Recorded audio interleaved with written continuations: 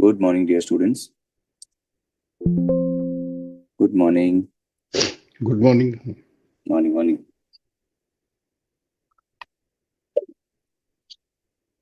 So we were in the discussion of the topic of portfolio management, which is the second paper of CA Final AFM Advanced Financial Management. So far, we have covered quite a good number of concepts in portfolio, ranging from Markowitz portfolio efficiency frontier. I don't think, Markowitz efficiency front is not covered, but yes, individual security risk and return. Then portfolio security risk and return. How do we create a portfolio that's having the minimum risk, right? And we have seen how the shape of the curve changes from a single straight line going up to a bit amount of curvature, right? So we have also seen, the portfolio risk can be minimum with the correlation being the lowest one. And if the correlation is -1, we can actually create a portfolio which is having a very minimum amount of risk, or maybe we can even create a portfolio which is having a zero risk, right? So we have covered like good number of questions, and the last question that we did was this question number 3, I suppose. Yeah. Now we have also seen that the portfolio risk is essentially dependent on the correlation part also. So we have also seen how to calculate the correlation. The formula for correlation is also discussed by us in our previous session, right? Now, let us just try to, take up next question, right? Which is question number 4. Yeah. And so let's try to solve this question number 4 now, because I think 1, 2 is pending, 3rd is done. So let's go for question 4 right now. And let's see how we can really work on this. Okay, so consider the following information on the two stocks, A and B. So you have got two stocks named A and B, and we have got the returns of there for the year 2006 and 2007. Okay. Now for 2006 and 7, we have the returns given to us on both stocks, right?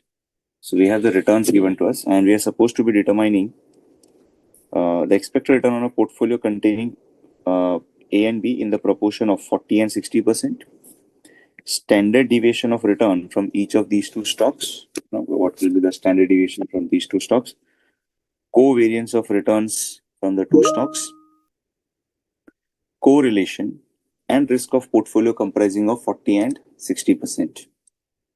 Okay, so let me just take down the data. I'll just give you a guide as to how do we go about calculating the certain aspects. So we have return of A and return of B. Return of A, in one of the year it was 10, and in the next year it is 16.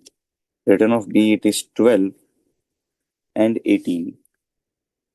Now to calculate the expected return of A,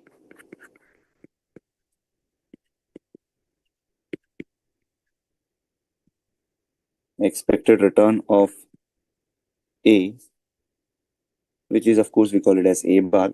That's nothing but summation of A by N, right? Then expected return of B.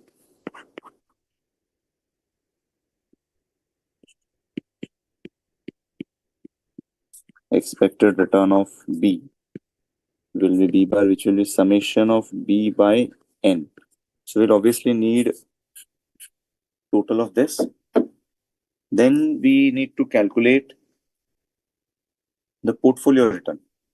So for that we have weight of A as 0.4 and weight of B is 0.6. right? Then expected portfolio return. Expected portfolio return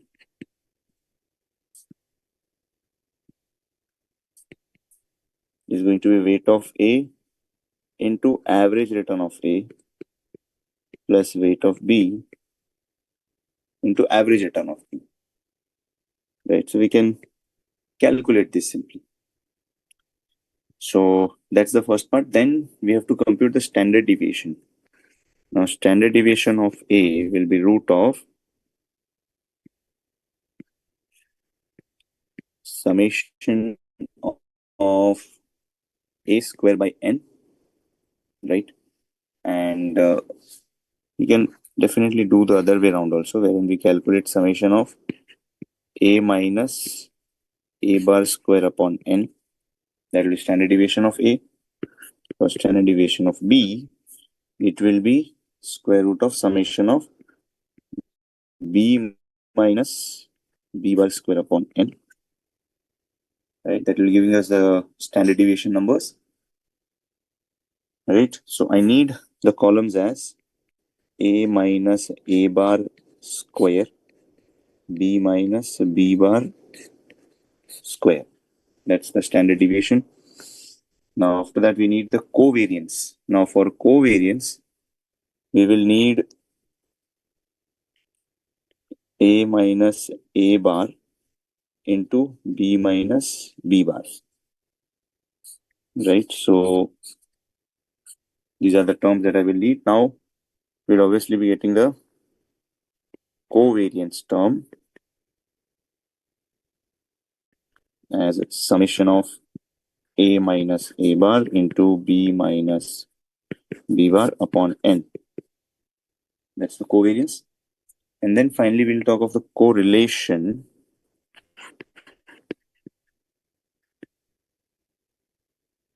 Correlation is equal to covariance of A and B upon standard deviation of A, standard deviation of B. Then finally coming to portfolio risk. Portfolio risk will be that formula of weight of A square into standard deviation of A square plus weight of B square into standard deviation of B square plus 2 into weight of A, weight of B into standard deviation of A, standard deviation of B, correlation between A and B. Okay. Fine. So let's proceed it one by one. First, complete this entire table, guys, and give me the numbers.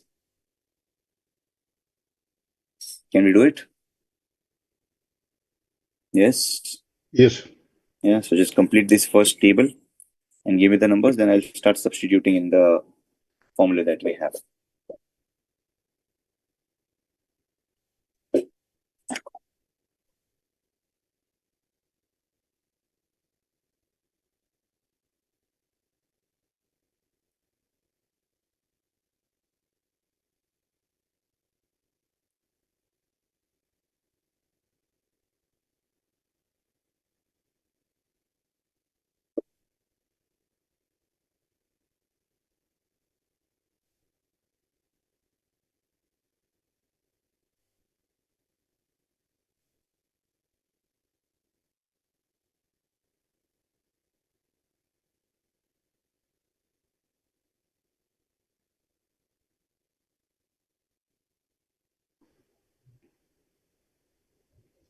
Yes.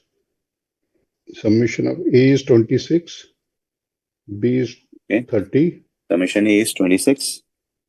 summation B is 30, Summation B is 30. and A expected minus A return, bar square. yes, it is 9 and 9, total 18. 18. Okay. And another one is B minus B bar is 18. How much? 18 Again again. 18. Okay. And then it is 162. A minus A bar into B minus into B B bar is how minus much? B bar. 162. 162. Yes. Are you sure? Yes. No. Remember, this is A minus A bar into B minus B bar. Okay. So A minus A bar is what? 3, right? So 3 into, or minus 3 into minus 3 and 3 into 3. So I think this should be also 18. Yeah, 18. 18? Yeah. So what can we say about the expected return of A now? The expected return of A will be 18 by 2 because we just have 2 data points. So, no, this 26 by 2, which is 6 by 2. 13. Yes. And the other is 30 A by by 2, 2. which is 15. 15. So expected return of portfolio will be 0.4 into 13 plus 0.6 into 15. What's the expected return? Expected portfolio return? 14.2. 14.2. Okay. Coming to the standard deviation, this is going to be square root of A minus A bar square. So that's like 18 divided by 2. So standard deviation is 3. Again 3. over here, Yes. it will be 18 divided by 2, which is square rooting it 3. 3. Covariance between A and B. Summation of A minus A bar is 18 by 2, which is 9. Right, so covariance is 9. Then when we look at the correlation, this is going to be 9 upon 3 into 3, which is 1. Now we can calculate the portfolio risk also, which will be 0.4 square into 3 square plus 0.6 square into 3 square plus 2 into 0.4 into 0.6 into 3 into 3 into 1. And this should be also coming out to be answer as 3. Portfolio risk is also 3.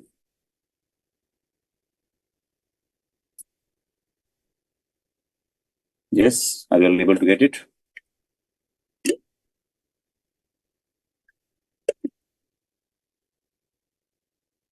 Correct, guys?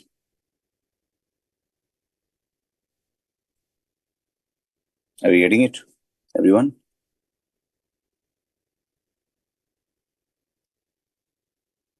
Yep. Okay, so that's just a recap of what we have done till now.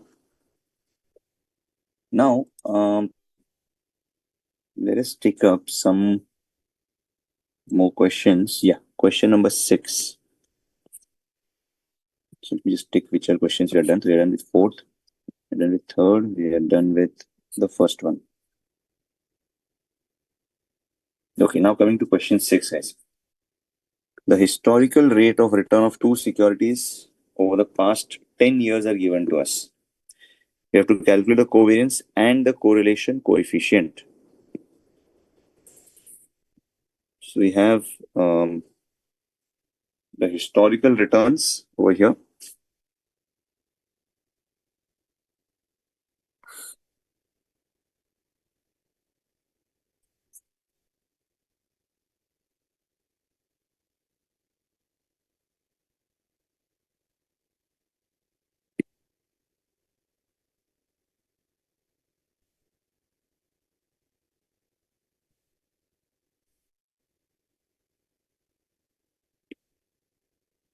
So we have two securities, let's say naming it as X and Y. X is having the return of 12,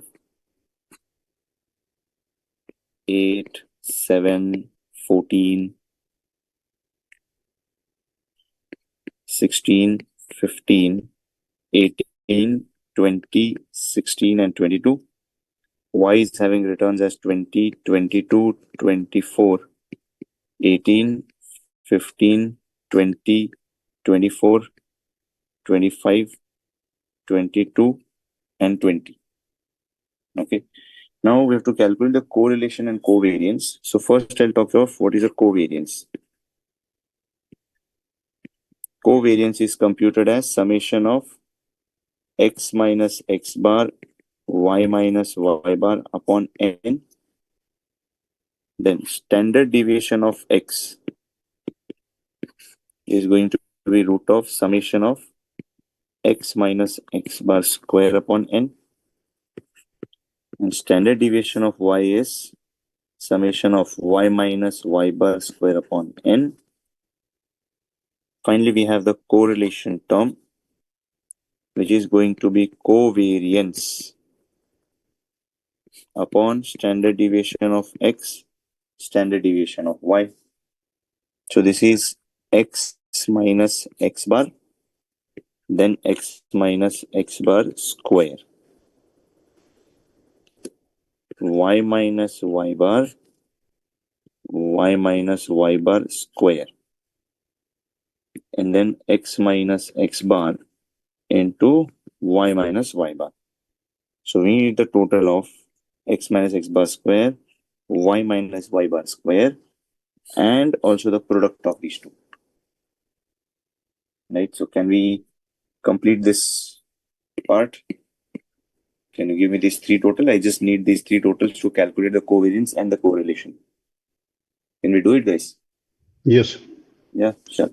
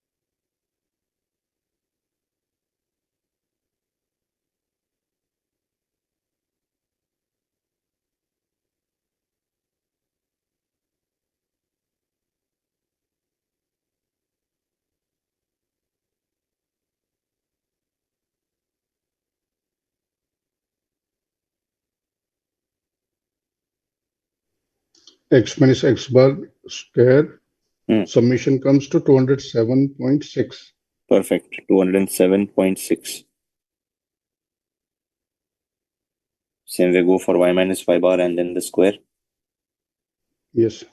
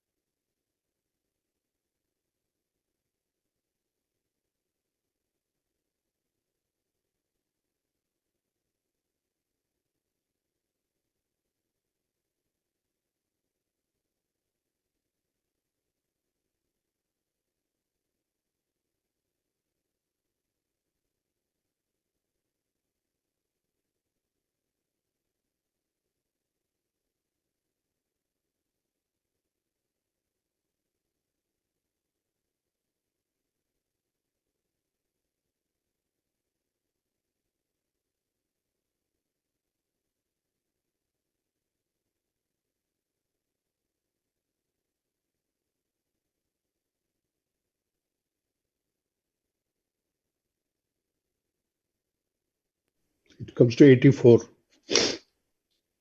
How much? 84. Perfect. 84. And then the multiplication of x minus x bar and y minus y bar.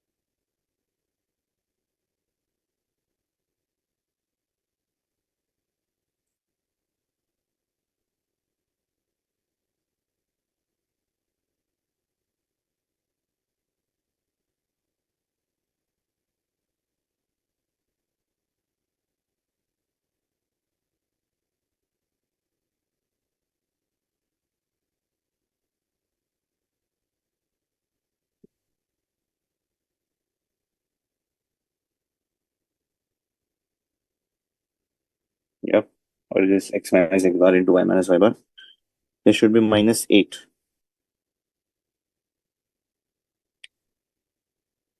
Okay.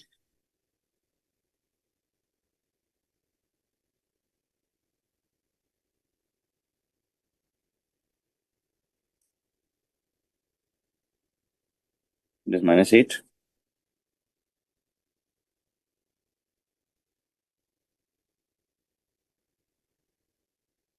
And we'll also need total of x and y, guys. So total of x should be 148 and that of y should be 210. Okay. So with that, we can say x bar is 14.8 and y bar is 21. So we can calculate the covariance. Covariance is x minus x bar, y minus y bar. The x minus x bar and y minus y bar divided by n.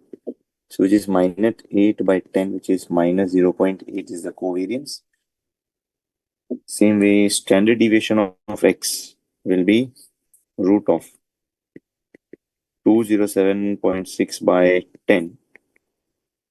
So this is 4.56. And then this is root of 84 by 10, which is 2.9. Then the correlation is minus 0.8 upon 4.56, 2.9.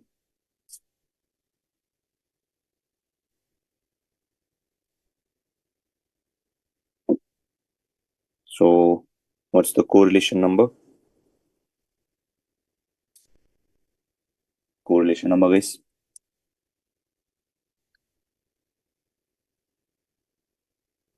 Minus 0.06. Minus 0.06. Okay. That's it.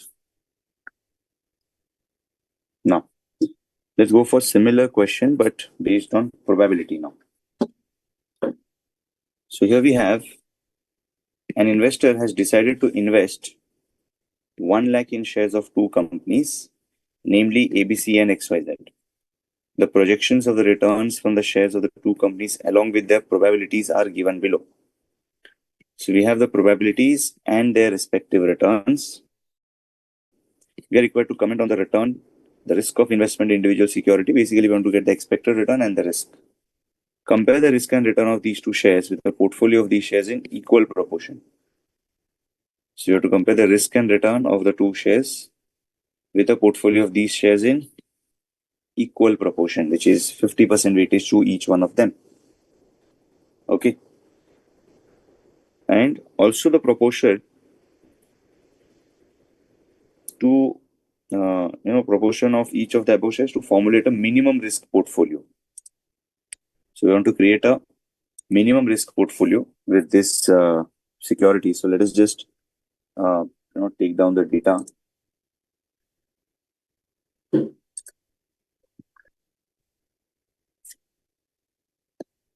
Okay. So what we have is probabilities assigned to it, which is 0.2, 0.25, 0.25, and 0.30. Then we have the return of ABC and XYZ. So return of ABC is what? 12, 14, and minus 7 and 28. 12, 14, minus 7, 28. XYZ is what? 16, 10, 28, and minus 2. Right. So now, if you want to compute the expected return of ABC, that's going to be summation of probability into ABC. I'm not going to divide it by number of years or terms because it's already weighted average by taking probability accounting. So this is going to be probability into ABC. Just take a total. Probability into XYZ. Just take a total, right? That will be giving us the expected return of XYZ, which is summation of probability into XYZ. Okay. Now, of course, we want the standard deviation also. So, standard deviation of ABC. Standard deviation of ABC. The formula is taking the square root of summation of probability into the ABC return minus expected ABC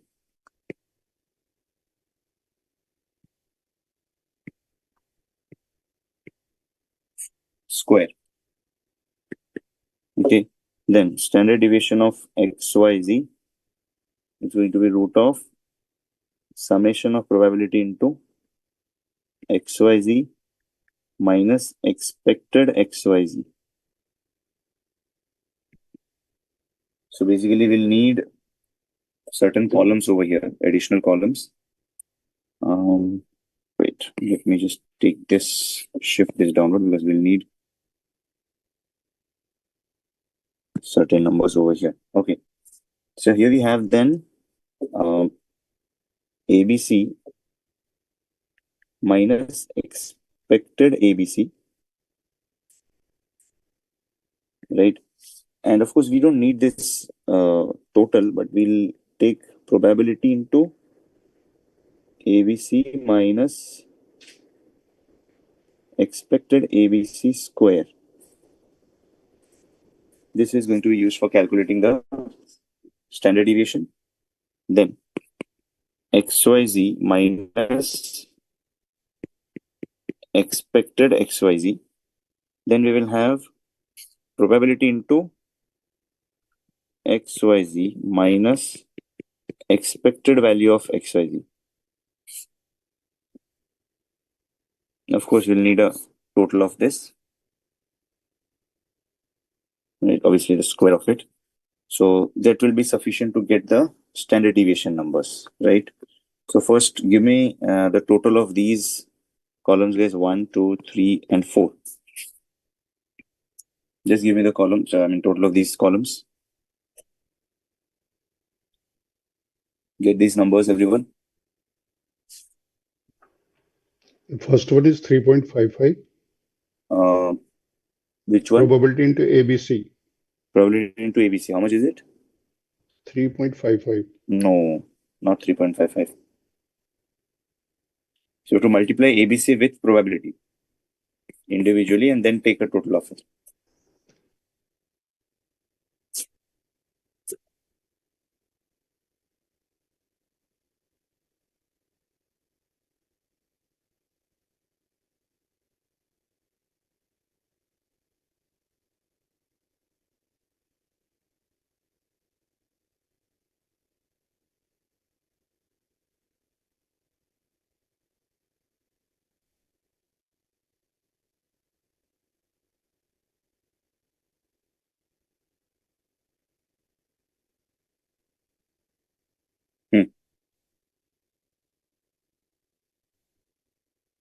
What's the total of probability into ABC, guys? Yeah, 12.55. Perfect. Yes. 12.55. Then check for probability into XYZ. 12.1. 12.1. Perfect. So you can get the expected return of ABC as 12.55. Expected return of XYZ as 12.1. Now, subtract ABC with this, get these four numbers, and then take a square of this, and then multiply with probability, and then give me the total of this time. Do calculate these numbers because we will need one more column over here later. Or let me just add the column here. That's going to be probability of ABC minus expected ABC multiplied by XYZ minus expected XYZ. So I'll need this column also. So for that reason, you'll have to write down, the differential numbers for both ABC and XYZ. So give me these three totals, guys.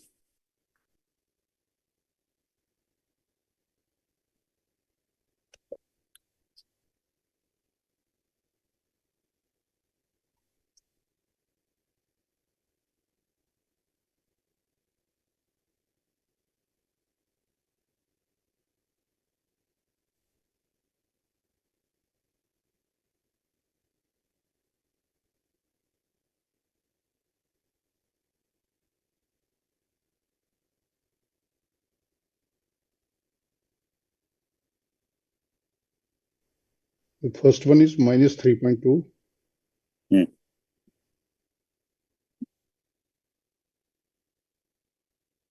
Minus Minus 3.2. which one? This one. Probability ABC. into ABC minus this one? No. ABC minus EABC. No, this is not needed. Okay. This is not needed in any of the formula. You need to take a square of this, multiply it with probability, and then give me the total.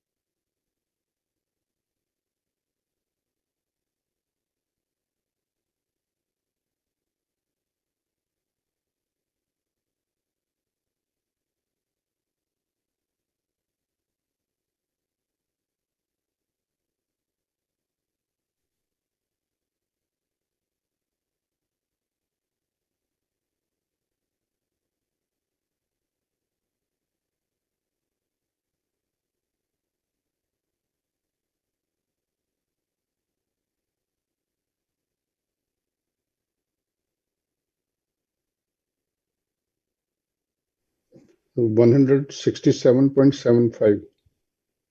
Okay.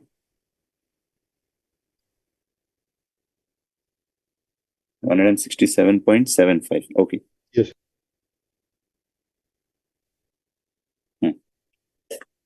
Then get the other total.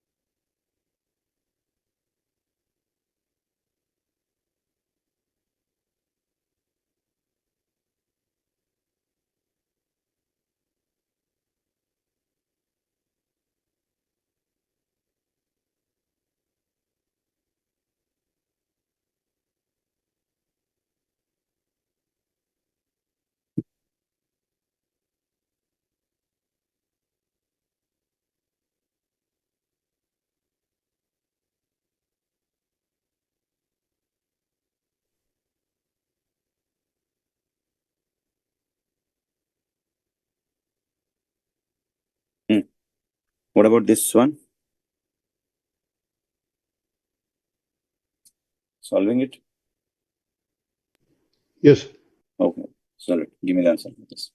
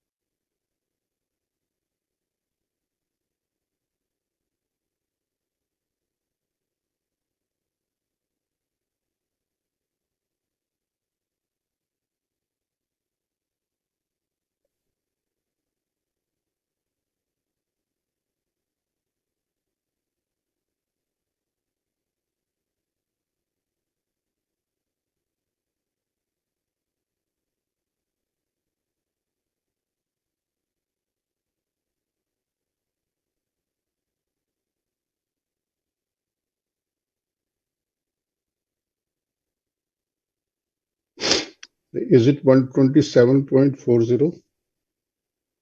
Much 120? 7.4?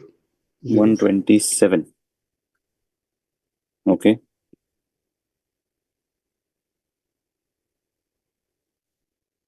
We can give it 127. And just this last column, because after that we just have to substitute. This last column will be just probability multiplied by the differences in ABC and differences in XY. That's it.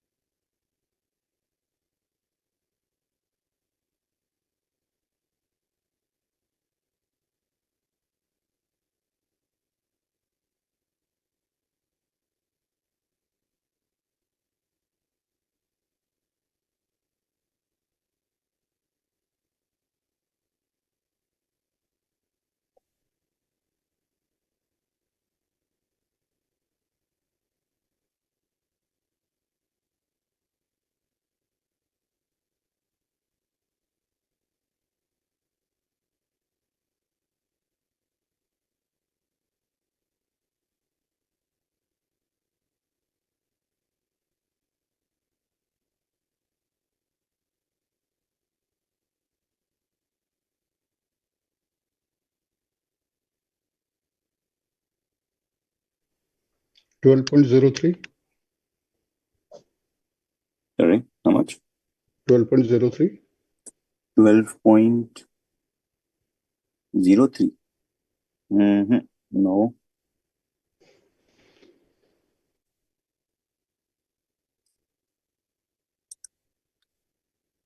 You should multiply probability and this ABC minus expected ABC and XYZ minus expected XY. Are you multiplying these three terms? Yes, yes. I'm doing again. I think you are multiplying the probability adjusted terms.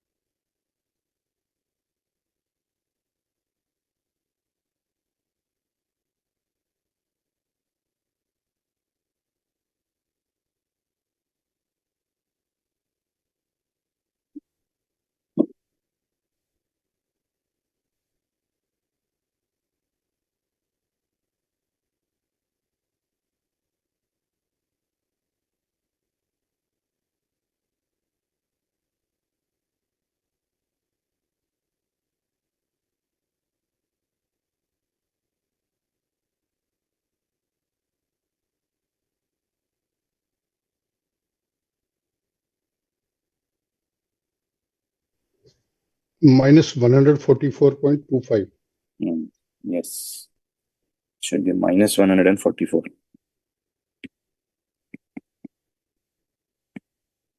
Okay, so we are ready with all the numbers. Now we can simply get the standard deviation. Standard deviation is going to be square root of, standard deviation of A will be square root of 167.75.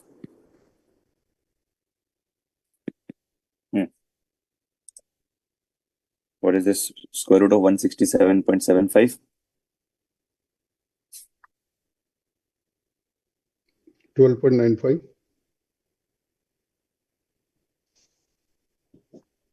How much? 12.95. 12.95. What about standard deviation of XYZ? Is going to be square root of 127.4. 127.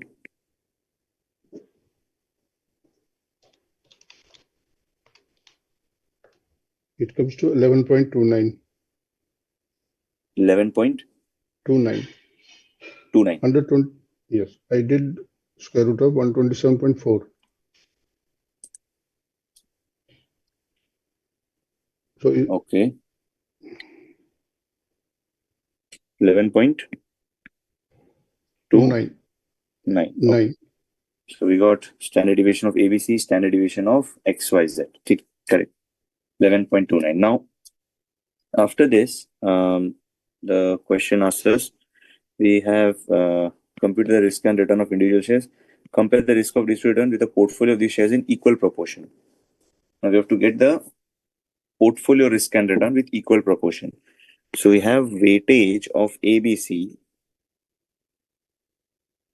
as 0.5 and weightage of XYZ is 0.5. Okay. So what will be the portfolio return? So portfolio return is going to be 0.5, which is weightage of A, into 12.55 12.95 plus 0.5 into 12.1. What is this portfolio return? 0.5 into 12.1 or 11.29. No, expected return is 12.1, right? Okay. So what's the portfolio return?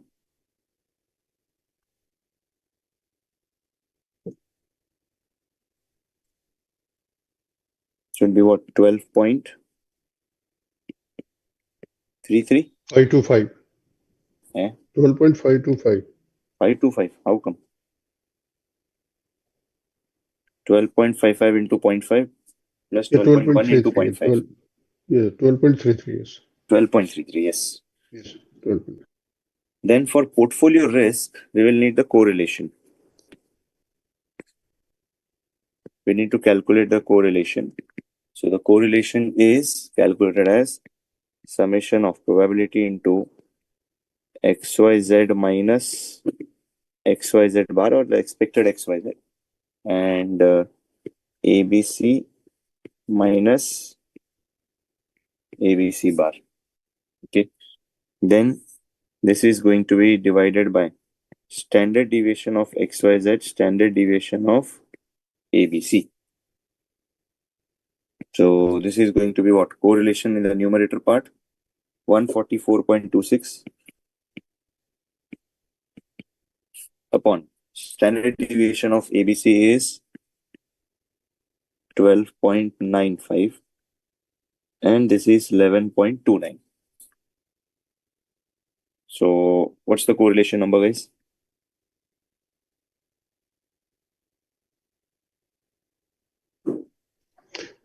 Negative 0.9867. Minus 0.99? 0.99, yes. Right. Okay. So that's the correlation. Now, can we get the portfolio risk also?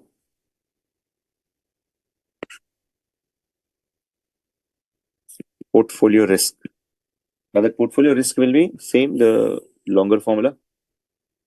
We have the standard deviation numbers We have the correlation and also the weightages. Can you calculate the portfolio risk now? Yes. Yeah. So just give me the portfolio risk number.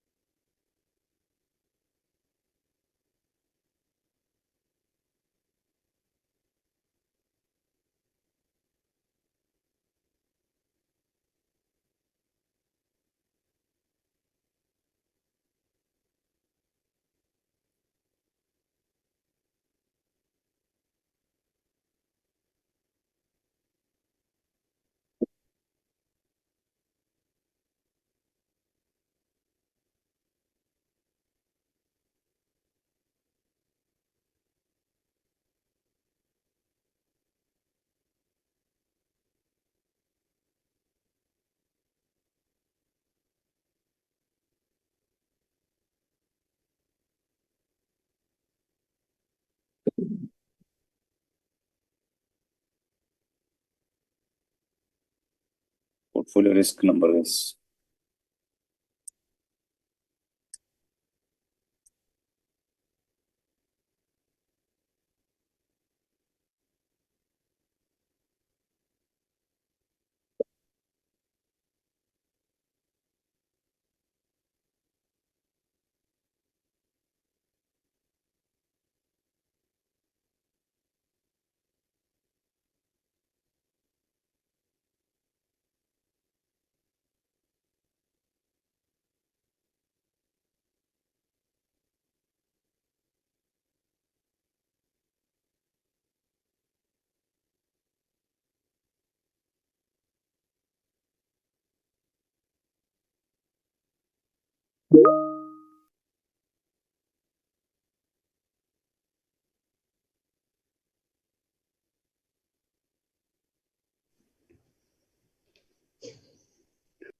It what's comes the to portfolio? 1.12.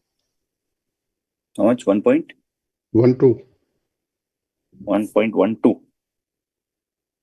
Well, Yes. the formula will be 0.5 square into 12.95 square. 12.5 square plus 0.5 square into 11.29 square 11.29 square plus 2 plus into 2 into 0.5 into 0.5 into 0.5 into 12.95 into 12.95 into 11.29 11.29 into minus 9, into minus 0.9. 0.99. Okay. So what's the portfolio risk? 1.25. 1.19. 1.19. Okay. Okay. Seems to be 1.19, 1.20. Seems to be fine. Then one more thing the question asks is find out the proportion of each of the above shares to formulate a minimum risk portfolio. You have to get a minimum risk portfolio. Now, for that case, we'll say weight of ABC will be equal to standard deviation of XYZ square minus standard deviation of ABC into standard deviation of XYZ into correlation between ABC and XYZ, the whole divided by standard deviation of ABC square plus standard deviation of XYZ square minus 2 into standard deviation of ABC, standard deviation of XYZ, and then correlation between ABC and XYZ.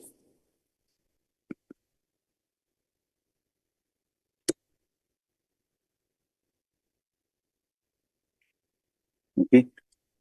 So this is going to be equal to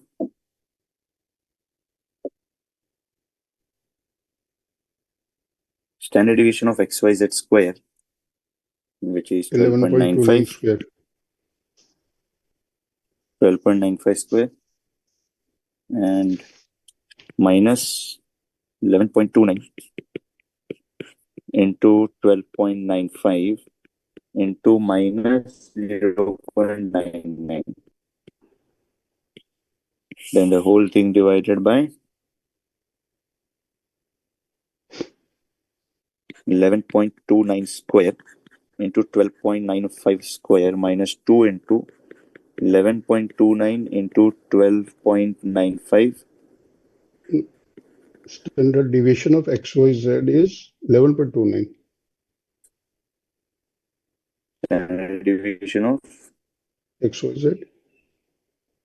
XYZ is, oh, sorry, yeah. This will be 11.29 square. Okay. So give me the answer for this. This is plus in between. So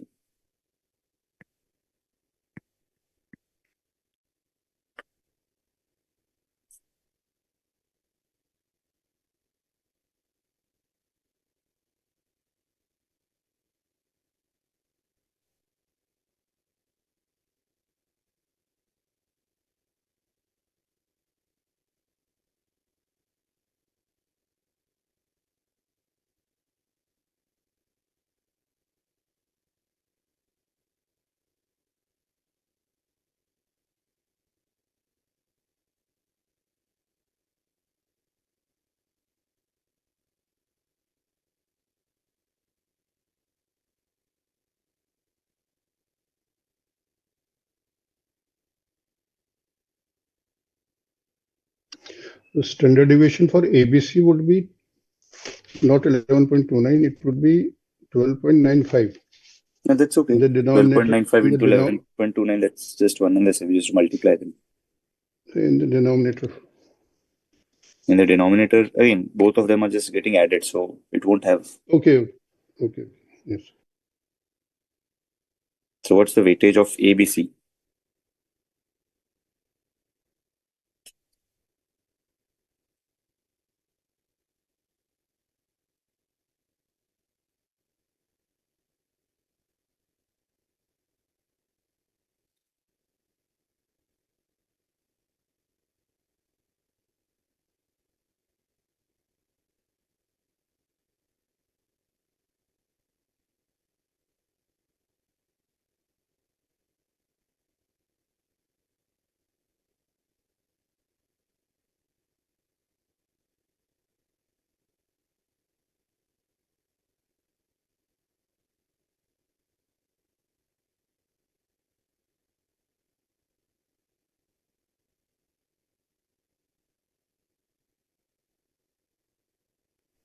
Zero 0.4656.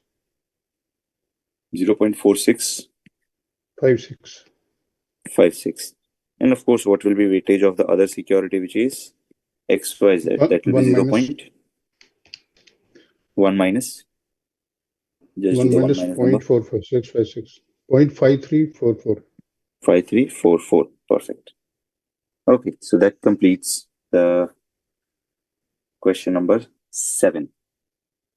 Now, it's time for us to look into an important concept given by Harry Markowitz, which talks of efficient and inefficient securities. Okay. Now, let's discuss the concept of efficient and inefficient securities.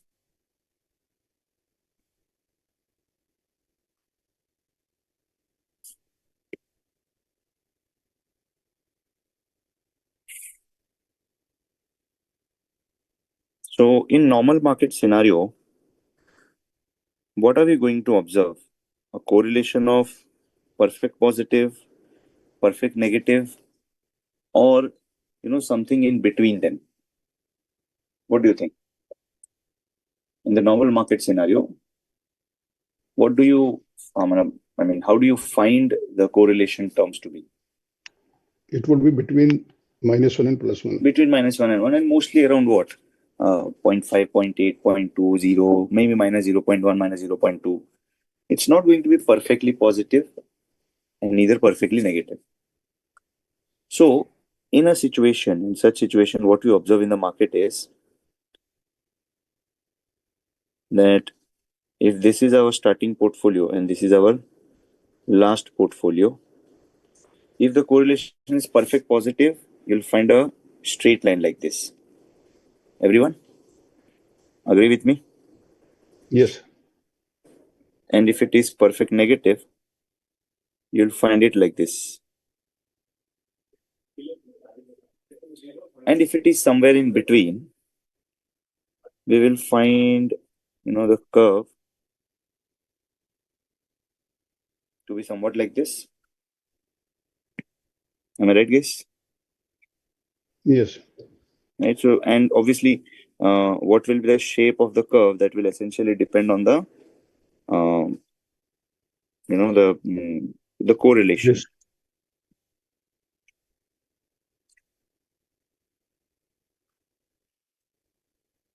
One second, just draw a curve like this. Right. So we may find a curve like this, depending on the degree of the correlation. Now, as I said, that in normal market scenario, you won't find a perfect positive, neither a perfect negative. But what we will essentially find is something of this sort. So, this is something, neither this is possible nor this is possible. So, what are we really going to get in the market? What are we going to observe in the market? A perfect straight line, or are we going to observe a curve? A curve. A curve. So, in the normal market scenario, these two possibilities are ruled out. And what you observe is a curvature like this. Now, even in this curvature, you will have multiple portfolios, maybe portfolio number 1 over here, portfolio number 2, portfolio number 3, portfolio number 4, portfolio number 5, and maybe portfolio number 6. So portfolio numbers 1, 2, 3, 4, 5, 6. Right?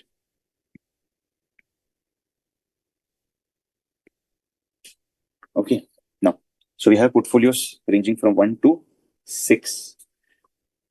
Now just think logically and tell me, out of these 6 portfolios, which are those portfolios which will be obviously out of question of consideration?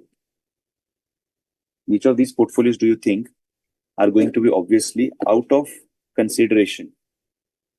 I mean, 1, we 2, are and 3. not at all going to consider those portfolios for investment. 1, 2, and 3. 1, 2, and 3. Why?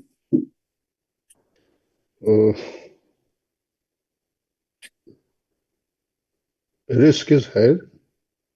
Risk is higher. But by the way, I hope you understand. Risk is on x-axis and return is on y-axis. Yeah, return is lower. Yes. Right. So the portfolios which are going to be out of question for us is this portion of portfolio. Why? Because instead of investing in 1, it makes sense for me to invest in 3. Tell me why. Instead of investing in first portfolio, I'll prefer investing in 3 because the third portfolio is giving me a higher return, that too at a lower risk. Yes. Right? So portfolio 3 is giving me a higher return than the first portfolio and at a lower risk. Right? So they are going to tell us, I mean, the Markowitz has specified that how do we identify the inefficient security. So the inefficient security, it says that we have to find out any such three possibilities. So we say a security is inefficient if any other security gives 3 situations. So a security is inefficient if any other security gives. A security is inefficient if there is another security which gives higher return at lower risk, right? Or the other security gives higher return at same risk, or same return at low risk. Low risk. Right? So for example, if we have a security which is having a risk of 10% and a return of 12%. Risk of 10% and a return of 12%, right? Now the other security, risk and return. Now when will you say that this is inefficient? When will you say that this is inefficient? If for situation it is giving you a return higher, let's say 13% return at 8% risk, right? Or you can also say that it is going to be higher return, 14%, or maybe let's say same 13%, but at the same risk. So obviously, if there is another security which is giving me, if there is another security which is giving me a higher return at same level of risk, where will I invest my money? Will I invest in a security which is having 10% risk with 12% return, or with 13% return? No, with a risk of 8% and return of 13%. No. If given a choice between these two, which one will you prefer? Yes, second one. 10% Second and 13%. Right? Or maybe I'll just make it as suppose 14%. Right? Or it can be also a situation that we are having lower risk at same return also. That will also possible, sir. If I want to earn 12%, why shouldn't I earn it at a risk of 8% rather than 10%? Yes. Right? So these are the rules that we are going to follow, that a security is going to be inefficient if any of the other security gives higher return at lower risk, higher return at same risk, or same return at lower risk. So for example, in our efficiency frontier, let me just plot a security over here maybe. Now, this particular security, the blue dot security, this is inefficient because it provides lower return, that too at higher risk. Am I right? Yes. Or just to put it the other way around, see, like this. We have a security over here. We will say that this security is inefficient. This security is inefficient. If there is another security over here, this is X. This security is efficient, right? Because of course I would like to invest in X rather than this inefficient security, because it provides me the same return at, tell me. This provides same return at Low risk. lower risk, right? What about if I have a security over here? What can I say about this one? This provides High return at same risk. What about if I have a security over here? This provides high return at lower risk. Low risk. Right? Because risk is over here. Whenever you shift on the left-hand side, you're having lower risk. And whenever you shift on the upper side, you have a higher risk. And therefore, a collection of all these efficient portfolios, efficient securities, is what we call as the efficiency frontier. So in this part over here, if you just ignore this part, all these portfolios that we have are efficient, and therefore we call that as efficiency frontier. So what is efficiency frontier? It's a collection of all efficient securities. Right? So what is efficiency frontier? Efficiency frontier is basically a collection of all efficient securities. Okay. Now, let us just do one question to get more idea about what is this efficient and inefficient securities. Let's do this question number 5 right now.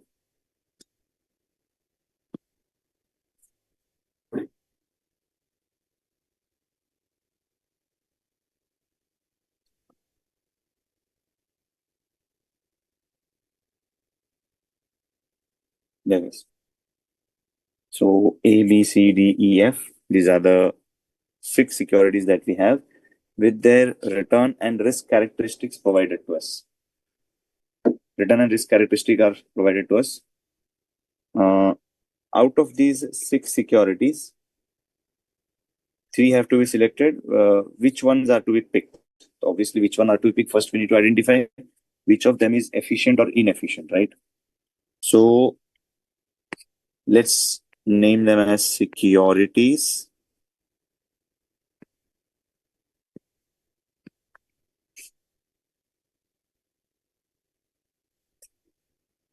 And we need to check this is inefficient to what? And also the reason. Now tell me security A. The security A. Is any other security obviously better than A? Is any other security obviously better than A? Yes or no? D. It is better than D. No, sir. No, D is better than A. D is better, right? So as compared to A, is there any security which is better than A? No. So just check No. for the return. Are you able to earn a higher return than this? Yes, sir. 12%. But the risk is also higher, right? Yes, sir. Even 9 you're earning, but again the risk is higher. So you cannot say that A is better than C and E are basically better than A. We cannot say that. Okay, then are you able to earn same return? Yes, sir. 8 and 8. But obviously the risk is higher, right? So we can't say that B is better than A. Acha, is it possible for you to have a lower risk than 4? No. Is it possible to have a same risk as 4? Yes. But same risk as 4 is also giving you the lower return. So I cannot say that D is better than A. So A is actually inefficient to none. Same way, let's check for B. Is any security better than B? Is any security efficient than B? Yes. One is A. C. A. A. Yes, A also. Right? Because when it comes to A, you are able to get 8% return, that too at a lower risk. Correct, guys? Correct. They're able to get 8% return, that too at a lower risk. So we can say, reason being, A gives same return at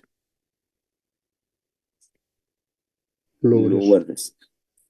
So A is giving same return at lower risk. Okay, then compared to B, is C better? No, risk It is higher, gives return is higher. high Is E return. better? No, sir. Risk is lower, return is also lower. Is E better as compared to B?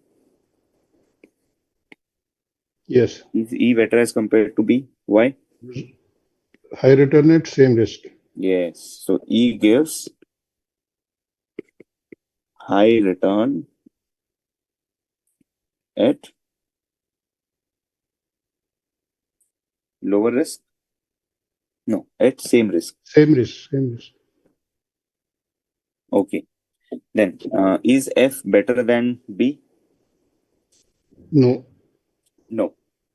Right. Then coming to security C. Is any security better than C?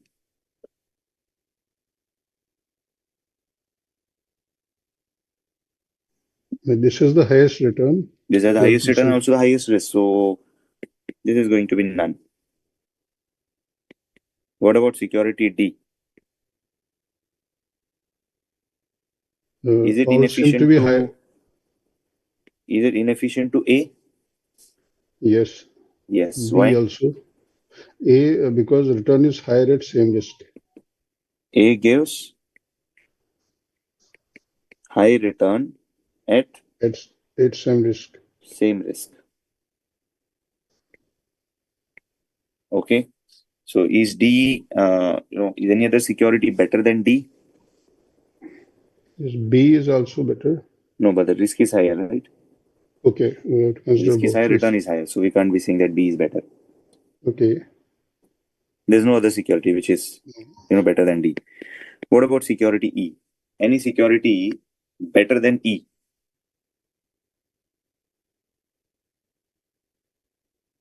A Any and B. security better than E? High return No. possible, but at a higher No. risk. Right. So of course the No. answer is none. What about F? F is inefficient to which security says?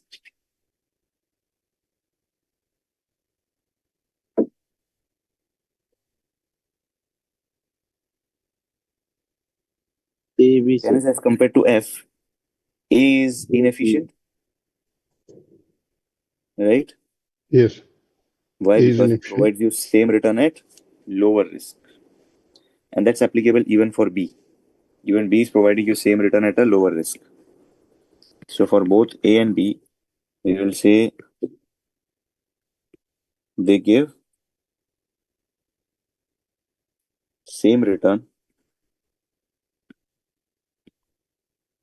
at lower risk. Okay.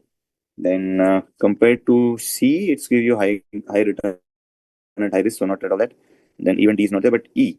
As compared to F, is E efficient? High return, low risk. Yes. High return, low risk. Yes. So you can see here A as compared to F, E is better because E gives high return at lower risk. Done? Everyone? Yes. Okay. Fine. Then the next part, once you identify, assume perfect correlation. Now, when you say perfect correlation, of course, you're talking of correlation being equal to 1. State whether it is preferable to invest 75% in A, 25% in C, or to invest 100% in E. So we have three choices given over here. A, C, 75, 25, and 100% in E. So one choice is you invest 0.75, 0.25, 0.75 in A, 0.25 in C, right? And then we talk of what is the return and the risk. So A is having return of 8 and 4. C is having a return of 12 and 12. And E is having a return of 9 and 5, risk of 5. Now, based on these weights, since we have the correlation as +1, what will be the portfolio risk?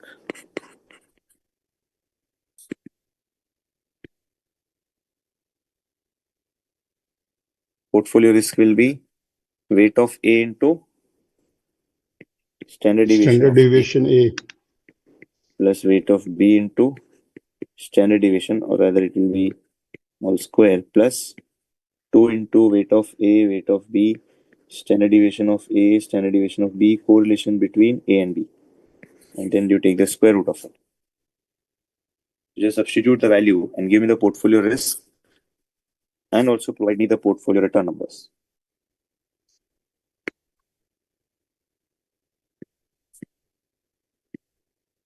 Portfolio return will be simply weight of A into return of A plus weight of B into return of B.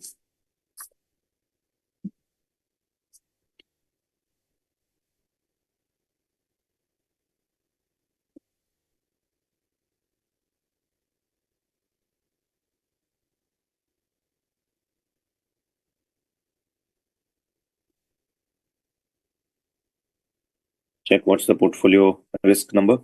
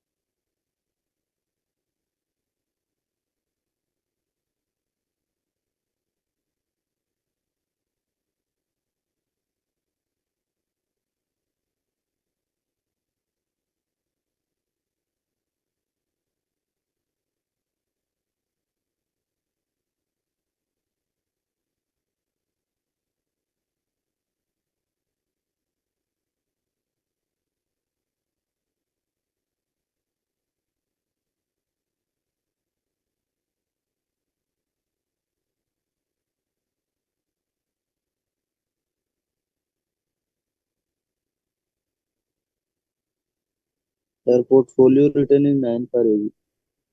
Sorry, portfolio return is 9. 9. Okay. And portfolio risk?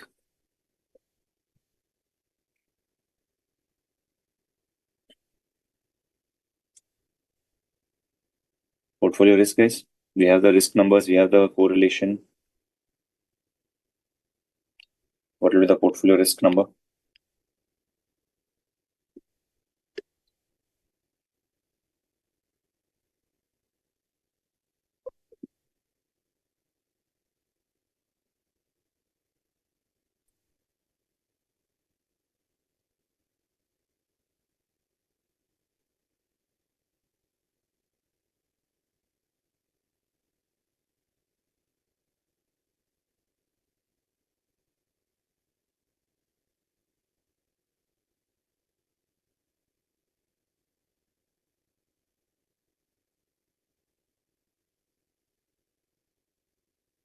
So how do you get standard deviation for this?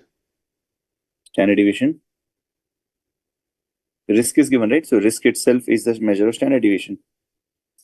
Okay, it's already given. Okay. Yeah, risk is given 4 and 12.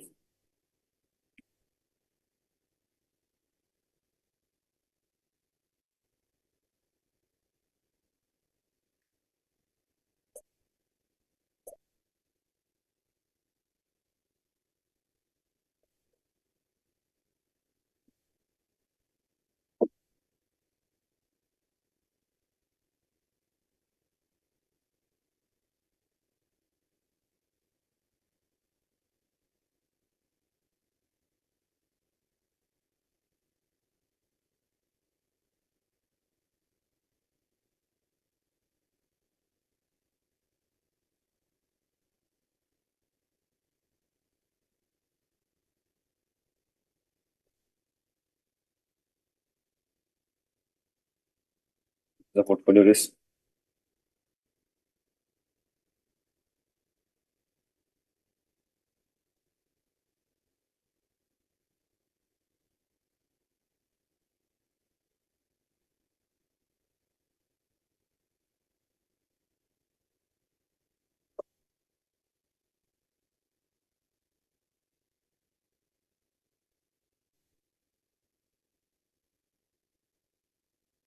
$36. The square root comes to 4.24. 4.24. Square root is 6, na? 36 square root. Yeah, 36. Yes. 36 square root is comes 6. Yes, 6. 6, right? Yeah. So portfolio risk is 6. So would you prefer to invest in this portfolio which is having a risk of 6 and 9, or invest in security E which is having a risk of 5 and 9? Which one are we going to prefer?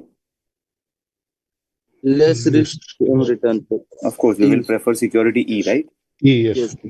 Security E will be preferred. Perfect. Correct. Now,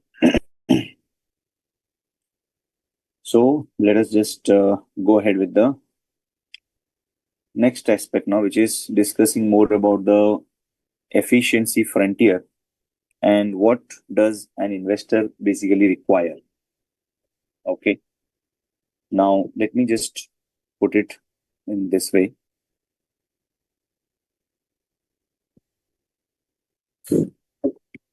What we find is that in the market, a more realistic situation would be you getting, a curvature like this and not something the other way around, right? So, in a sense, what we may really find in the market is that, okay, you start from here, but then you reach a optimum point beyond which it starts rising again. So we'll obviously say that these portfolios which are over here, will you find any buyer for these portfolios in the market? No. No. Will you find any buyer for this portfolio in the market? No. So if no one is going to buy this portfolios, or let's say we have this portfolio over here, if no one is going to buy this portfolio, what is going to happen to their prices? What is going to happen to their prices? It will fall. Prices will Prices will fall. fall, right? So current price 0, it changes from, let's say, 50 to 40, and the price that we were expecting from that share in 1 year was, let's say, 60. So what was the expected return earlier? Can I say expected return is what? Next year price is 60 minus current year price is 50 divided by 50. So can I say we were expecting how much return? 20%. 20% return. Now, what will be the revised expected return? Revised expected return. It will be, can I say, 60 minus 40 upon 40, which is what? 50%? Yes. Right. So when the prices fall, you have the opportunity to buy the shares at a lower price. And when you have that opportunity to buy it at a lower price, what is going to happen with the risk? What is going to happen with what is going to happen to the return? The expected return is going to increase. So for this green portfolio, as the expected return increases, what is going to happen? Where is this expected portfolio? Where is this green portfolio going to shift? Can I say as the return increases, it will shift upward? Yes. And maybe shift over here? Yes. Right? Same way, this blue portfolio over here, which is again an inefficient portfolio, the prices are going to fall. That will again going to shift upward and it will position itself here. So all these inefficient portfolios which we have, all these inefficient portfolios which we have, they're going to get shifted. They're going to get shifted to the upper side, right? They will be shifting to the upper side. And as they shift to the upper side, what we will find is, in a long run, the curvature which we observed, is this curvature going to be there? It will shift. Is this curvature going to be there, or is it going to shift?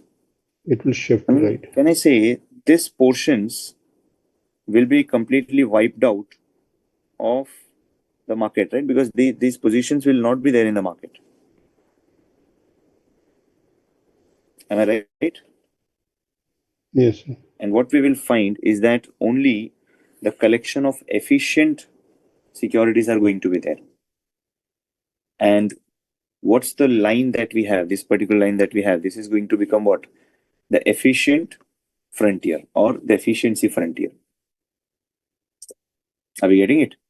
So this becomes Yes. the efficient frontier, or efficient frontier is basically the collection of all the efficient securities. Am I right?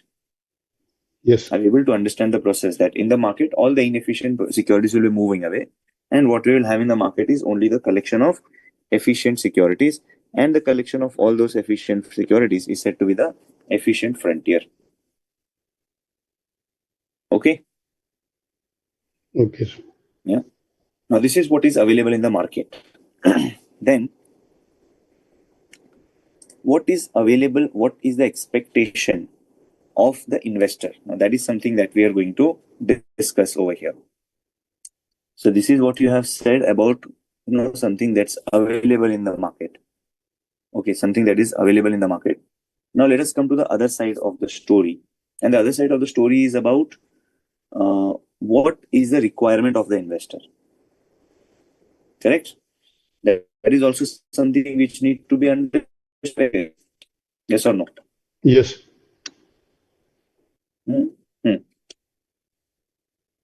So that is something which we need to also know what is the requirement of the investor. Okay. Now, when you look at the requirement of the investor, first we need to understand that there are going to be three types of investors in the market. There are going to be three types of investors in the market. Now, what are those three types of investors? Let's just try to understand that first, and then we will discuss about what is their requirement and all. Just a moment.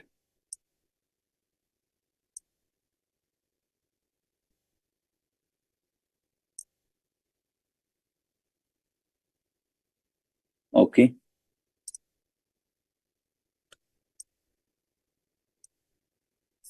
So, the first question which they ask us is, why would an investor enter the market? What is the purpose of investor investing in the market? What will be your call on that, guys? So to earn a return on the investment? No. Markowitz says return earning is a part of a process, but overall, an investor will enter the market to attain happiness. Anything that we do is, it is for attaining some sort of satisfaction, some sort of happiness, right? Am I right? Now, that happiness could be like, positive happiness or maybe reduction in the negative happiness. Yes. Right? So you eat some tasty food in a restaurant. You eat that to have some positive happiness. You eat some medicine so that you can reduce the level of unhappiness which you have due to the illness. Right. Am I right? So anything and everything which a human being does, in simple terms, it is done to attain some level of happiness or to get happiness or to reduce the level of unhappiness. Now that happiness term, it's not going to be used as it is. We generally say that investor is going to do an investment to attain utility. Have you learned this concept of utility? Have you learned this concept of utility, guys? I think in economics, you might have learned something called as law of diminishing marginal utility. Yes or no? Law of diminishing margins, yes. Yeah, law of diminishing Yeah. marginal utility. Like every time you do an consumption, you do some amount of consumption, you're going to have reduction in the level of utility which you attain, right? So we are talking not of that utility, but the happiness which the investor is going to get.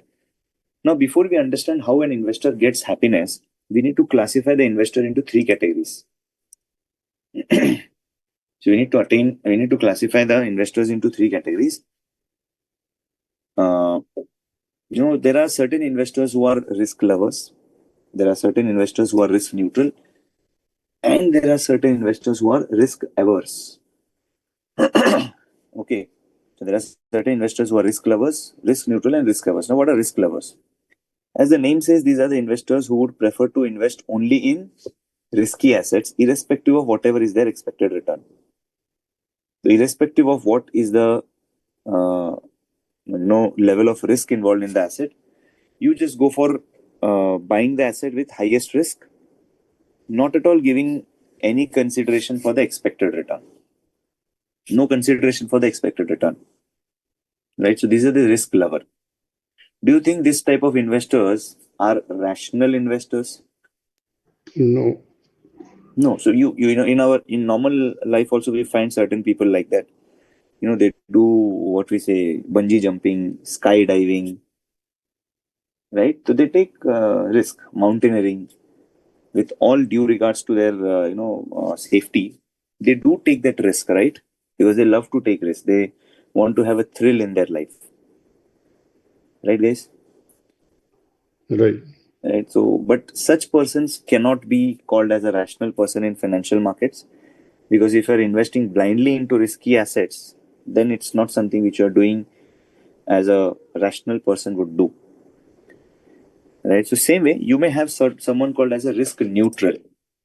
I hope you can see the Excel file in front of you guys. Yes, it is visible.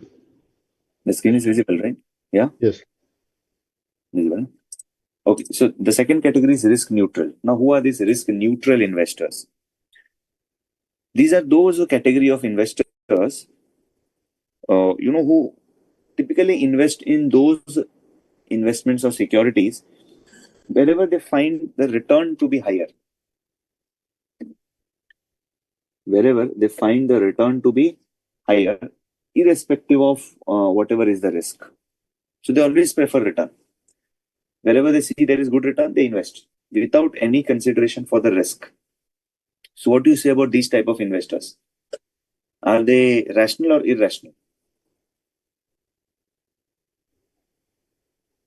Risk neutral Maybe investors. both. Maybe both rational and irrational, both.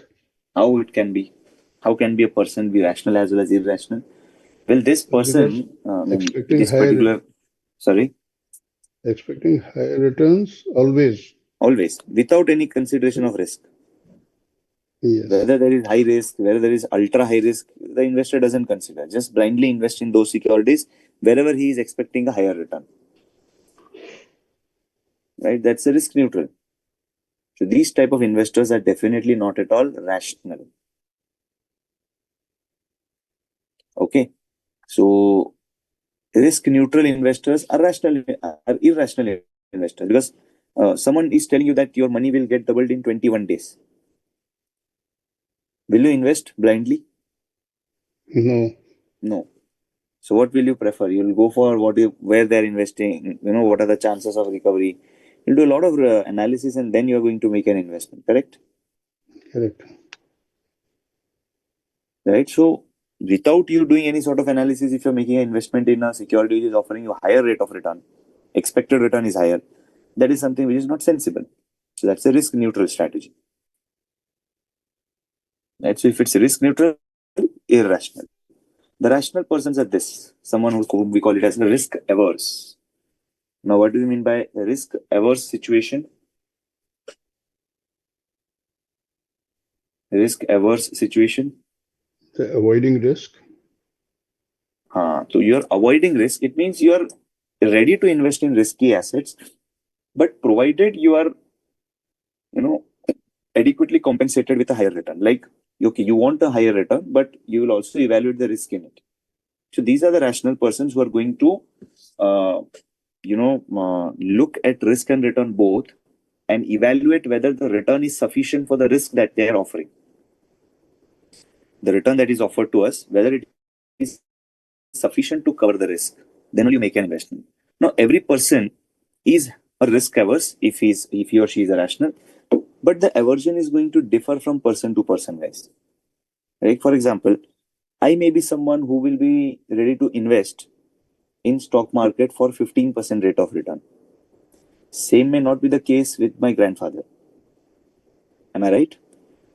Because he might have obviously, retired and leading the retired life. So will he be having that capacity to take more risk? Will he be having that appetite to take risk or no? No. No. That person is obviously going to say low risk, low return is okay for me. But I am someone who is ready to take high risk because I expect a higher rate of return. So we may have, investors, certain investors which are conservative and certain investors which may be aggressive. Okay. So you can see there are two investors which I have stated over here, conservative one and aggressive one. Now, for the same level of risk, you can see the aggressive investor will require the R1 return, which is obviously lower than R2. Right? So conservative investor is like who will want a higher rate of return for the same level of risk. Aggressive investor will be okay with even some smaller amount of return. Are we good? Everyone getting this point? Yes. right? So every person is going to have a different, degree of aversion or different amount of risk appetite, right? So we need to understand that I may be having some level of aversion, someone else may be having some other degree of aversion. Now, coming back to our question, why would an investor enter the market? Risk averse, we are studying the risk averse investor, but my question is, why will an investor enter the market? What is the purpose of the investor entering the market? As you said, for the utility, To he attain gets utility, to attain happiness. Now, from a security characteristic, what gives happiness to the investor and what gives unhappiness to the investor? Can I say utility of an investor increases whenever the expected return is increasing, right? So if you have a security with 12% expected return, another security with 20% expected return, of course, where will you find a higher level of happiness? If you have a higher security return. with 12% return, another security with 20% return, where will you find a higher happiness? The 20% return. 20% return. So as the expected return increases, the utility increases. So investor attains greater degree of happiness. But as the risk increases, what happens to the investor's happiness? As the risk He becomes increases, what unhappy. happens to the investor's happiness? He becomes unhappy. Becomes unhappy. Becomes unhappy. Or I can say the investor becomes sad, right? Sad. Yes. And the investor actually becomes sad. Okay. So investor actually becomes sad. So to look at that net aspect, we talk of this thing that the utility which an investor get is essentially the expected return, which is the happiness, minus variance. Over here, variance is basically risk, standard deviation square, which is risk, right? But that risk may be perceived differently by different investors because of the different degrees of aversion, right? Yes. Right. Right. So aversion, the aversion factor that we have and the variance that we have, variance of the security or the risk of the security, variance of security or the risk of the security is going to get amplified by the aversion factor. Like if a security is having 10% standard deviation or 10% aversion, 10% variance, I may view it at just 10%.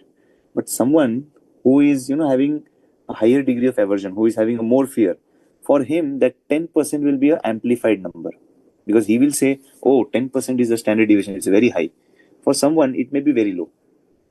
So to address that part, we multiply an aversion factor, and this aversion factor is generally ranging from 1 to 5. Achha, how do we calculate this aversion factor? This is a aversion factor. Do you tell me, is this aversion factor going to be dependent on each and every aspect? Like, every investor going to have a different degree of aversion? Yes. Yes. So every investor is going to have a different degree of aversion, right? So the utility attained by investor is going to differ as per their risk appetite. And this is going to be evaluated by making them fill up a questionnaire, a survey form. Basically, you'll have some hypothetical questions for them and ask them to range between, ask them to rate between 1 to 5. So someone who is, more risk averse, he or she is going to obviously choose a number 5 here, or maybe the larger option, the lower of other, highest aversion part. So now an investor with this utility curve enters the market. Okay, so it enters the market. And obviously, as the risk increases, investor is definitely going to have or investor is going to definitely ask a higher level of utility, right? Yes. Correct this. So as Yes. the utility, as the risk increases, investor is going to ask for a higher level of return also. So the investors enter the market with this utility, with first utility curve. Investor enters the market with this first utility curve, and it says that I want for this level of risk, I want this level of return. So I want the risk return curve to be utility 1 curve. But we have the efficiency frontier over here. Initially, when you have utility 1, do you think investor with utility 1 curve, can it get this efficiency frontier anywhere?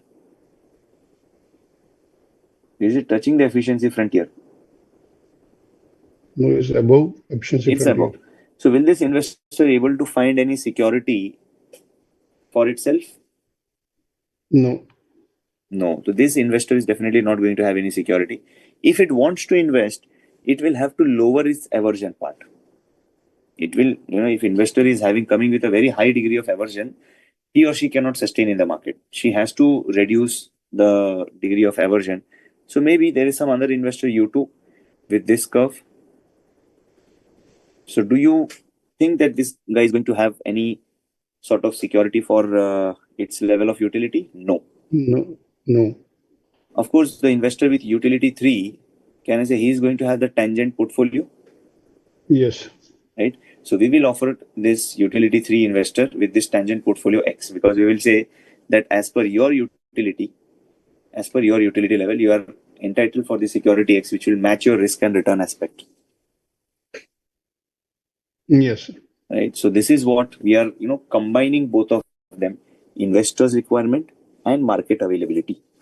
What is available in the market is the efficiency frontier, right? And what is, investor required?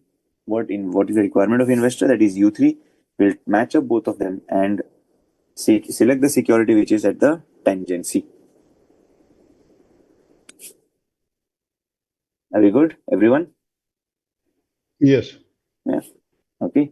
So that is what we have the utility as. So utility is what? Expected return minus 0.5 into aversion factor into variance. So if I want to calculate the expected return will be equal to what? The utility plus half into aversion factor into variance. Got it, guys? Yes. Yeah. So this is the expected return. So, when we started with the portfolio, our first question was, how do we determine what is your required return? What is your expected return based on risk? So this is the first formula that is coming to us, which is going to be like the utility which an investor want plus half into aversion factor into variance. Variance is measuring the risk. So for a given level of variance, what is the return that the investor should be asking for? That is what is offered by this Markowitz formula. Are we clear till now, everyone? Yes. Yeah. Okay. So that is about the Markowitz formula. Now we will take it ahead with further discussion about a mistake which Markowitz actually failed to address. Now, what was that risk which Markowitz has actually failed to address? Let me just come in front of you. We have this efficiency frontier.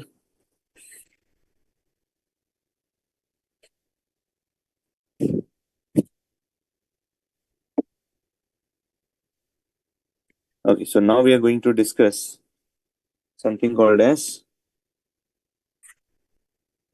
capital allocation line and capital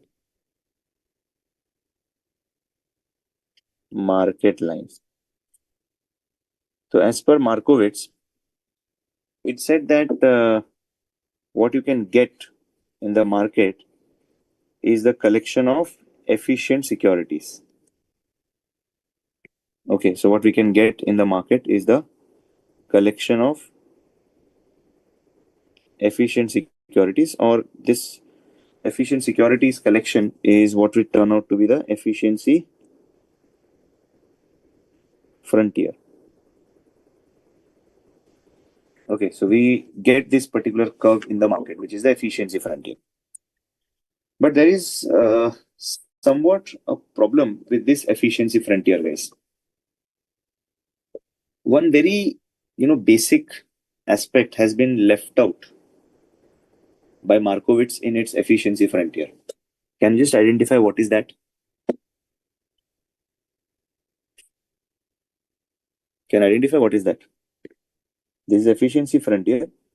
But when this efficiency frontier and investor utility and everything was discussed, a very important aspect was actually left out, or something that was missed, something that was missing in this particular theory or in this particular concept. One very important aspect was left out.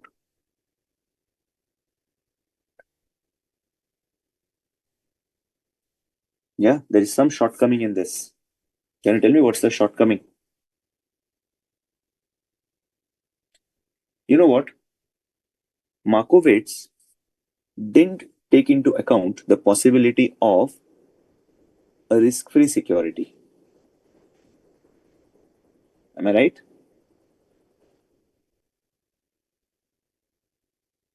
Yes. Did it consider the risk-free security? No. The efficiency frontier is, in the quadrant. Whereas, where do you think our risk-free security will sit?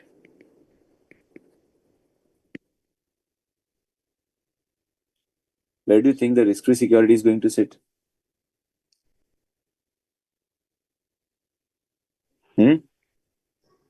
At the left, at the bottom of this left-hand side.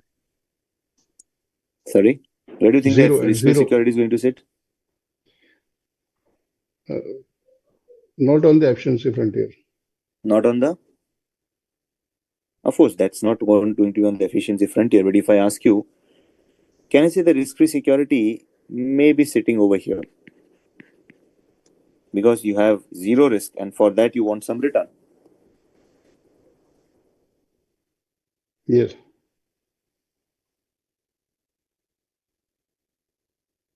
Right?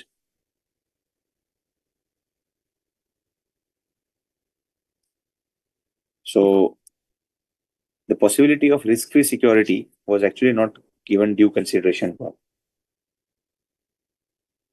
Right? So how are we going to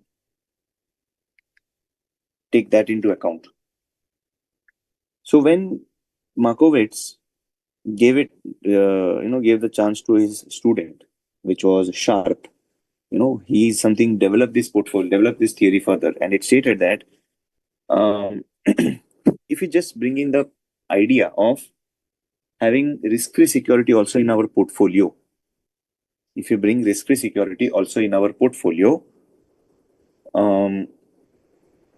what sort of differences are we going to see? What is really going to be the different aspect over here?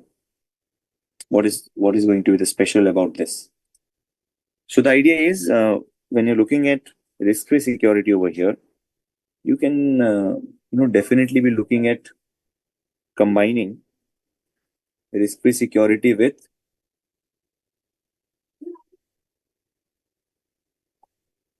when you look at that risk-free security, you can actually be combining this risk-free security with each of these portfolios on the efficiency frontier. Like for example, if we have a security or a portfolio A over here, I can create a portfolio. I can create a portfolio comprising of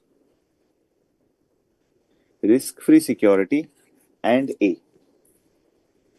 I can have a portfolio comprising of risk-free security and A, and their portfolio is going to be like a straight line over here.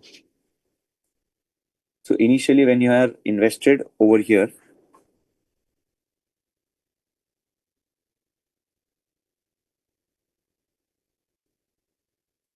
when we have the risk-free security over here, right? You're sitting over here, you're fully invested in risk-free. If you're sitting over here, then you're fully invested in A, security A, right? Yes.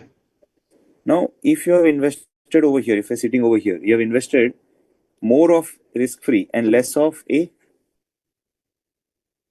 If you're sitting Right. over here, it means you have invested more of A and less of risk-free. right? So this Right. line essentially tells us that it's a combination of risk-free and A, right? So now, if you just consider the combination of risk-free and A, what do you think, what is going to happen to this portion of the efficiency frontier? Will you find any investor investing in any of these portfolios, or they will prefer risk-free and A? Tell me, Risk guys. free and A. Risk-free and A. They Can will I say prefer now risk free. this? Sorry, repeat. Sanjay, you're saying something? Yeah, they will prefer risk free and A. They'll prefer risk-free and A. Like someone sitting over here, he will say, "Let me shift upward on this because I can earn a higher return at the same amount of risk." Or maybe I will shift over here, which will be like I'll be earning a higher return at a lower risk. So the efficiency frontier, the lower part of efficiency frontier, can I say now it becomes an inefficient? Yes, now it has become inefficient. Right? The efficiency frontier, the lower part of the lower part of efficiency frontier now becomes efficient, now becomes inefficient. Now, if I just keep on adding more such possibilities, maybe the portfolio B, we can get a straight line like this. If you consider now A and B, with which security would you like to combine risk free? B. With B, because it reaches at a higher level, it becomes more efficient. So you'll always keep on trying which is the best possible, the efficiency frontier. So we'll try to combine risk free. Like with B, it is this, and as we keep on combining with greater level, and see the animation which I'm trying to have in front of you.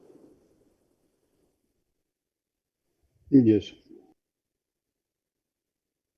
So we will keep on combining the risk-free with the efficient market securities up to what point? Up to the point of tangency.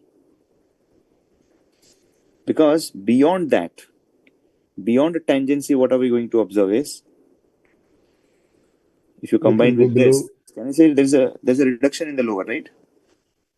Yes. There's a reduction in the utility or reduction on the efficiency that we have, right? So we are definitely going to have a combination of not only the efficient portfolios, but now after bringing in the risk-free security into consideration,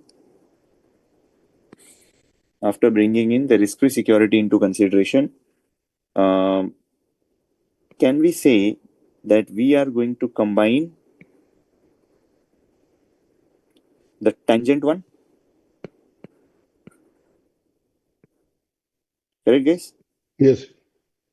So we're going to have a combination of the tangent, or let's say this particular portfolio is portfolio X. Now, the line that we have, which is tangent to the efficiency frontier, is what we call it as capital allocation line. And can I say that this line is the new efficiency frontier? Yes, now it has become the efficiency frontier. This is the new efficiency frontier, guys. Because none of my investor would be really interested in investing A, B, maybe C over here, maybe E over here, maybe F over here. So none of my investors are going to be interested in investing any of these efficiency frontier, because now for them there is new capital allocation line which is coming and which is at a higher level. Correct, guys? Correct. Yes. Right? So this line which is tangent to the efficiency frontier is what we call as capital allocation line. We call it as what? Capital allocation line. Now, what do you think what's going to happen next? Once the investors have identified that there is something called as capital allocation line, what's going to happen next? What will happen next? Can you tell me? What is going to happen next? What will be the action which the investors take, which the investors are going to take?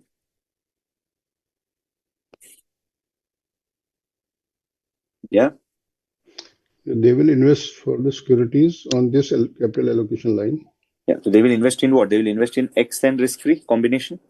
Yes. Like if someone is sitting over here, he will simply shift over here and identify what is the proportion of risk-free and X required, and investment will happen in X.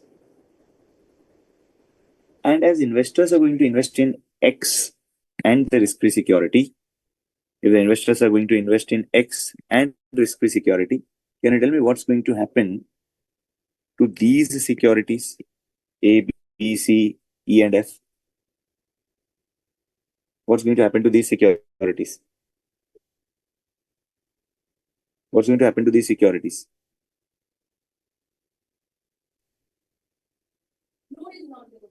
People are not Can you going to repeat? invest. I missed. People will be Securities more than X, we have risk lower people who will invest.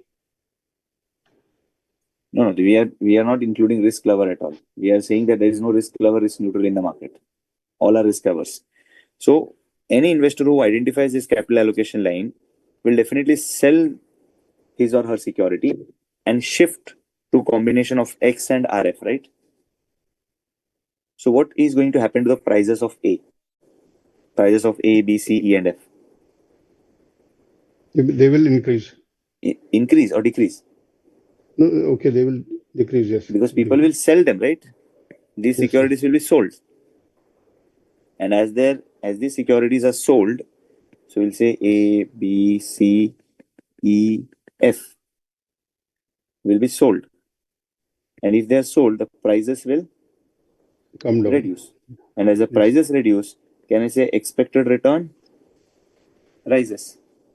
So as the expected return rises, this A will shift over here, B will shift over here, C will shift upside, E will shift upside, F will shift upside. So over a period of time, what are we going to find? Will we be finding the original efficiency frontier, or is that No. going to be replaced by something new? That will be replaced. That will be replaced. Capital So this allocation. efficiency frontier which we had earlier is no more going to exist. That's not at all going to exist anymore now. So we can have like A, B, C. This is X. Sorry, this one was X. This is your E, and this is your F. And once this entire investors have shifted over here, this is actually, this line is actually something which is a combination of what? Is a combination of, can I say, risk-free, and the entire market is over here, guys. Because the entire market has shifted to this. So it's no more a capital allocation line. Now it becomes a capital market line because all the investors have shifted to the capital allocation line. So no one is there on that efficiency frontier, right? No one is, available at that efficiency frontier, and everyone has shifted to that new capital allocation line or the capital market line, which becomes a new efficiency frontier. Yes. Okay.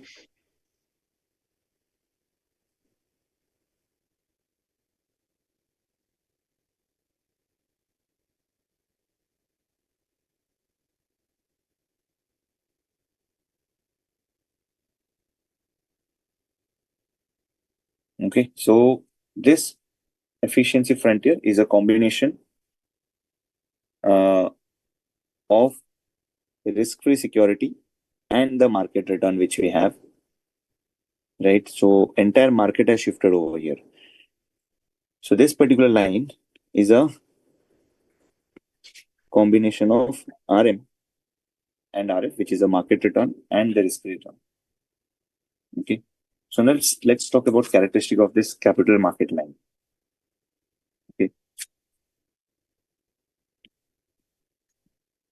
risk and return of capital market line. Okay, risk and return of capital market line. So this capital market line is having market and risk-free security. Okay, and their return is going to be denoted as what? RM and RF. Their weightage, let's say this is weightage of market. So this is going to be 1 minus weightage. Standard deviation. What is the standard deviation of market? Standard deviation of market. What can you say about standard deviation of the risk-free security? Standard deviation of risk-free security. What will be the standard deviation or risk of risk-free security? Zero. Standard deviation or risk of risk-free security will be 0. Now, if that is 0, let us first talk of risk of CML, or we are talking of the standard deviation. Let's use the same Markowitz formula. Square root of weight of risk-free square into standard deviation of risk-free square, weight of market square into standard deviation of market square, plus 2 into weight of risk-free, weight of market, standard deviation of risk-free, standard deviation of market, correlation between risk-free and market. Now, out of this, obviously, this is going to be 0. Standard deviation, this is going to be 0. So what is left out? What is left out? Can I say just weight of market square into standard deviation of market square? Which is just weight of market into standard deviation of market, right? So standard deviation of our CML portfolio is weight of market into standard deviation of market. Is this clear, everyone? Is this point clear, guys? Yes, clear. Yeah. Now, if I ask you, what is the return of CML? Return of portfolio. Of course, we'll do it as weight of risk-free into risk-free rate of return plus weight of market into market rate of return. Now, of course, I can write this weight of risk-free as 1 minus weight of market into risk-free plus weight of market into return of market. So this will be risk-free minus weight of market into risk-free plus weight of market into RN. So this is risk-free. Can we take something common here? We can take weight of market common, guys. Weight of market. Yes. So what is left out? It is RM minus RF. Okay. From this number of standard deviation of portfolio, what can we say about weight of market? Weight of market will be equal to how much?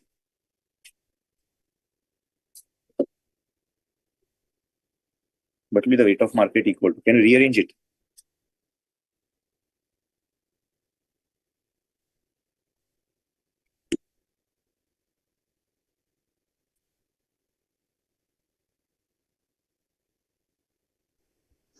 Can we replace, we will replace beta market with beta? No. Just rearrange this term. Can I say weight of market will be standard deviation of portfolio upon standard deviation of market? Right? Standard deviation of portfolio will be weight of market into standard deviation of market. The weight of market will be standard deviation of portfolio upon standard deviation of market. Right? We're just Yes. rearranging this term. Did we get it? Yeah, right. Yes. Yeah. So this is risk-free plus standard deviation of portfolio upon standard deviation of market into RM minus RF. So we just placed it over here. So this is your return of portfolio. Does this seem something which you have already observed anytime earlier? Hmm?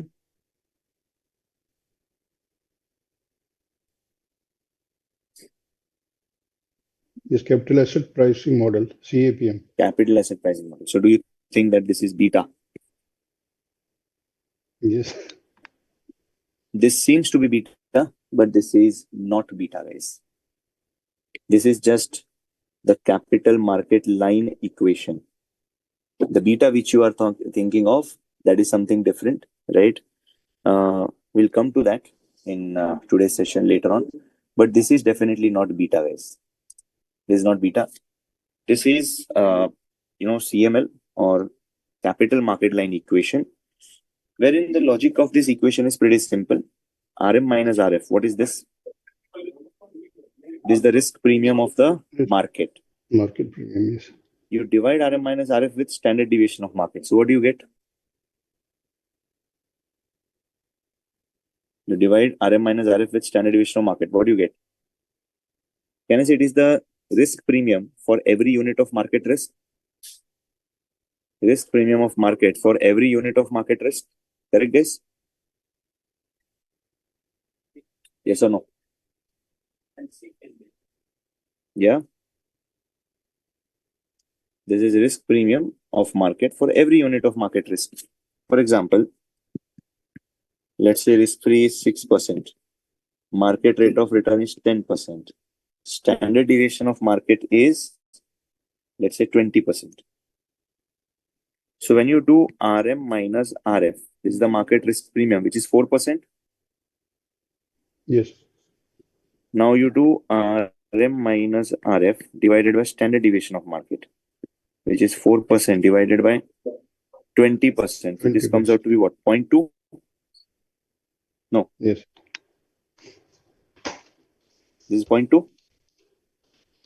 So what does this 0.2 indicate? Yes, 0.2 sir. indicates that your risk premium for market is 0.2% of the risk. This is 0.2% of the risk, right? So now if I ask you that standard deviation of my portfolio is, let's say, 25%. So what will be the risk premium which you will ask? Risk premium for the portfolio, you will say 0.2 is the risk premium for every standard deviation. So for 25% standard deviation, what should be the risk premium? It will be 5%, right? So what will be the return of my portfolio? I definitely want a 6% return plus also the 5% premium, which translates to 11%. So we are simply doing a unitary method, guys. This is the risk premium per unit of risk, multiply with the risk of the portfolio which you have. Are we getting it, everyone? Yes. Yeah. This is your CML. Now, which you were actually identifying the sharp CAPM. That is securities market line. So we'll discuss more about securities market line after the break. Okay. So after break, we'll be discussing the securities market line, which is the beta wala part, CAPM, right? So let's just take a break right now, guys. Break of 15 minutes, and then after that, we'll come back and start discussing about the capital asset pricing model. Okay. Okay, so let's take a break, guys.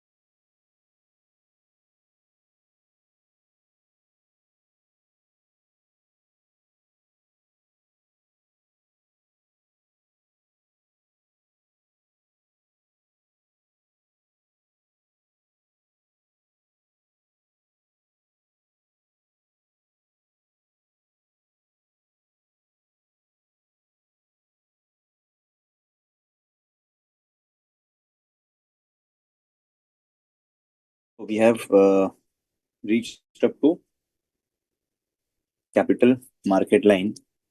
Now it's time for us to look into the securities market line. Now, before we look into the securities market line, let's first understand something called as, the risk being classified into two parts.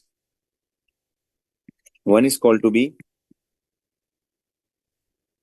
a systematic risk, and another is unsystematic risk. Okay. Systematic risk is the risk that comes from the macroeconomic factors, or you can say this is a risk from the system. Risk from which system, sir? Risk from macroeconomic system.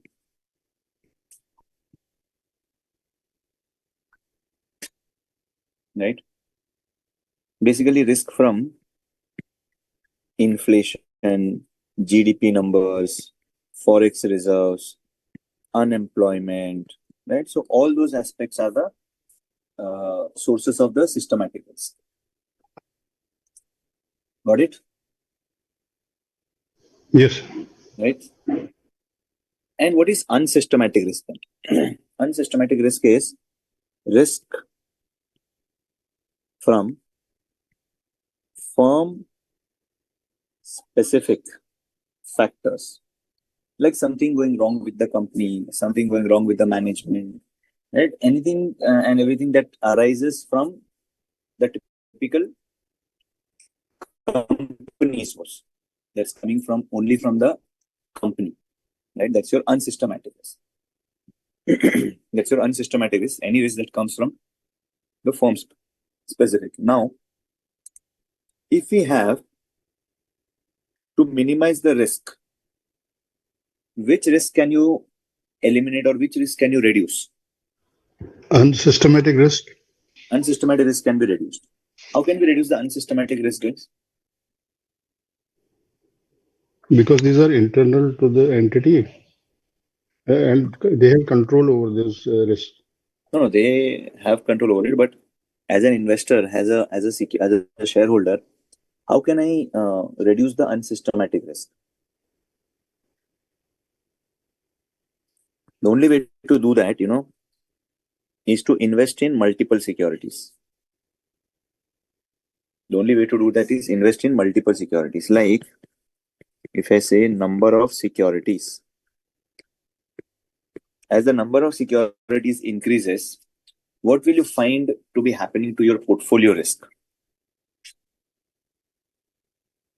As the number of securities reduces, what do you think? What's going to happen to the portfolio risk? The risk. Yeah, If it will reduce, right? Yes. So when you're invested in just one security, maybe your risk was this.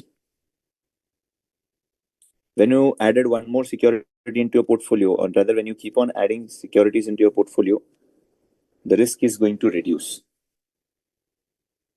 right? And the risk which you have essentially reduced is what we call as unsystematic risk. And the risk which cannot be reduced even by adding more and more securities into your portfolio, that's what we call as systematic risk. And of course, a combination of these two is what we call as the total risk. A combination of both of them is going to be said to be total risk, right? Now, what do you think about a rational investor?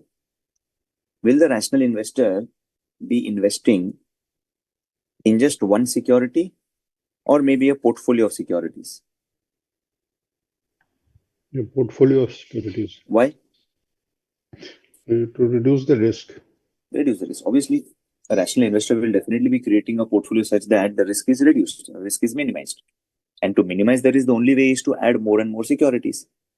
And if you're going to add more and more securities into your portfolio, your portfolio will comprise of total risk or the systematic risk. Total risk. No, if you are adding more and more securities into your portfolio, will your portfolio have total risk left, or will it be reduced to only systematic risk level? Yeah, reduced to systematic risk. Systematic, because unsystematic risk is done away with. When you Yes. add more and more securities into your portfolio, your unsystematic risk is done away with. But still, your portfolio will have some amount of risk, and that is your systematic risk. Right? So, Yeah. in CML, which is capital market line, we said the return of our portfolio should be risk free plus standard deviation of portfolio, or to be specific, if I want to talk of a single security also, return of a security will be risk free plus standard deviation of security upon standard deviation of market into RM minus RF. Correct? Got it, guys? Yes. So it is RF plus standard deviation of security upon standard deviation of market into RM minus RF. This is your CML. Right?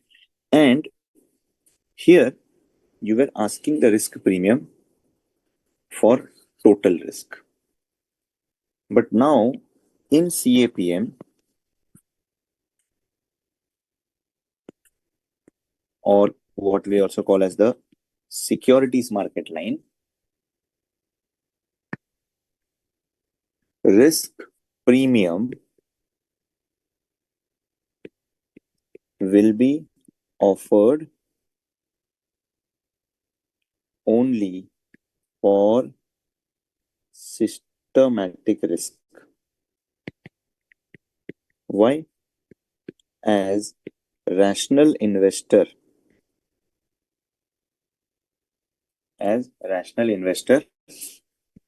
will eliminate unsystematic risk by diversification. So you carry out diversification, you add more and more securities into your portfolio, which will eliminate the unsystematic risk. Got it, guys? Yes. Right.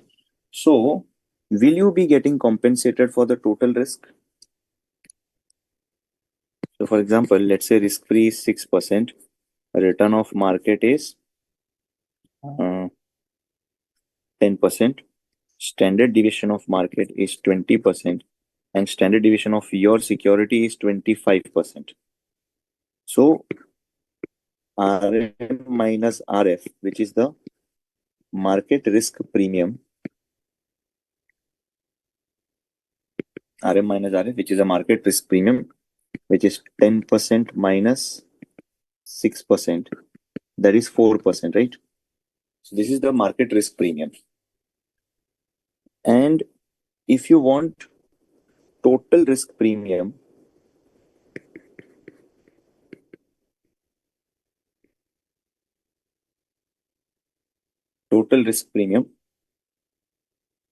right, RM minus RF, which is a market risk premium, and which you call it as a total risk premium for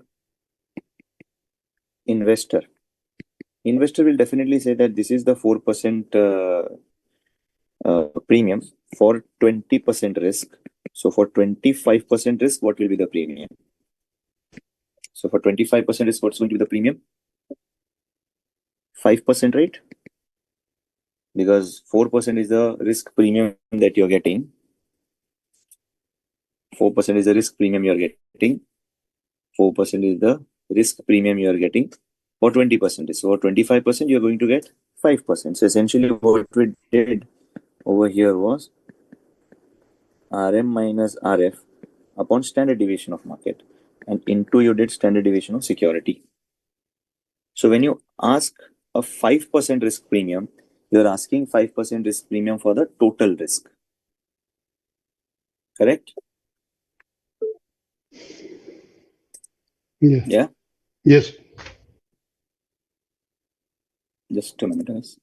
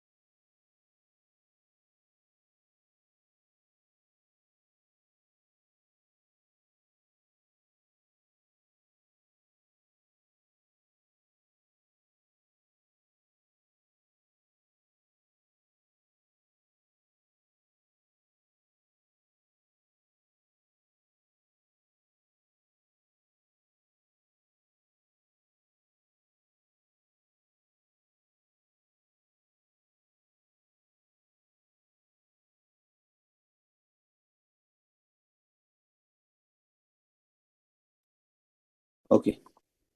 Yeah. So when we did this in the capital market line, we are doing RM minus RF upon standard deviation of market into standard deviation of the security.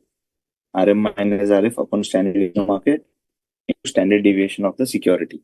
So this particular part, this is when you did standard deviation of security, you're asking risk premium for the total risk.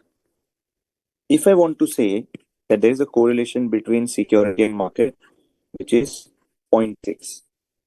So what does this 0.6 mean? 0.6 means 60% of total risk is systematic risk.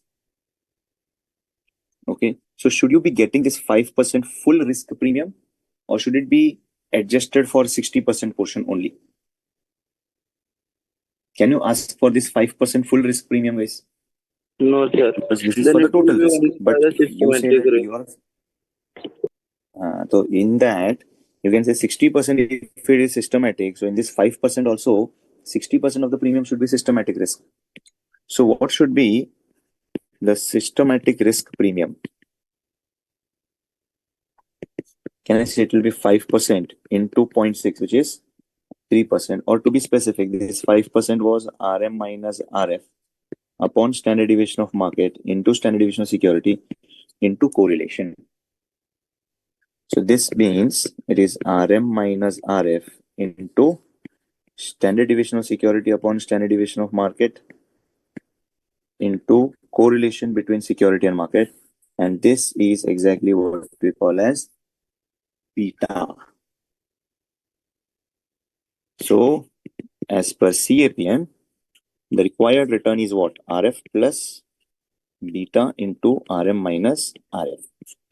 Now, what's the formula to get beta? How do we calculate beta, guys? How do we calculate beta? Beta will be, as I said, standard deviation of security upon standard deviation of market into correlation between security and market.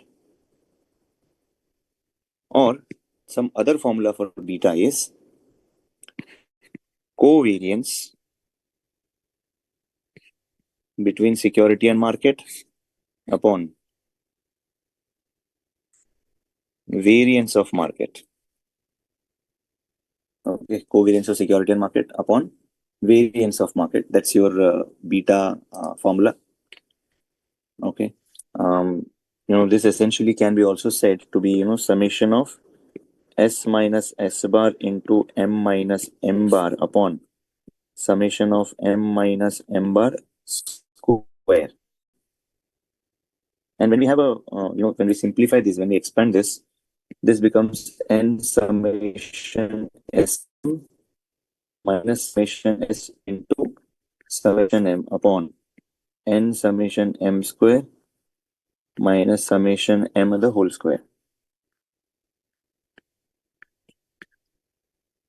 Right. Or if it is a probability based data, then the answer is summation of P into S minus S bar into M minus M bar, the whole divided by summation of P into M minus M bar square. Okay, so this is your beta number. Okay.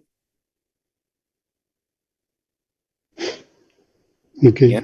Yeah. So this is the original beta is derived like this. You multiply your standard deviation security with correlation. Just to account for which risk? Just to account for which risk? The systematic risk. Right? And then it goes, further expanded into these particular areas. Make sense, everyone?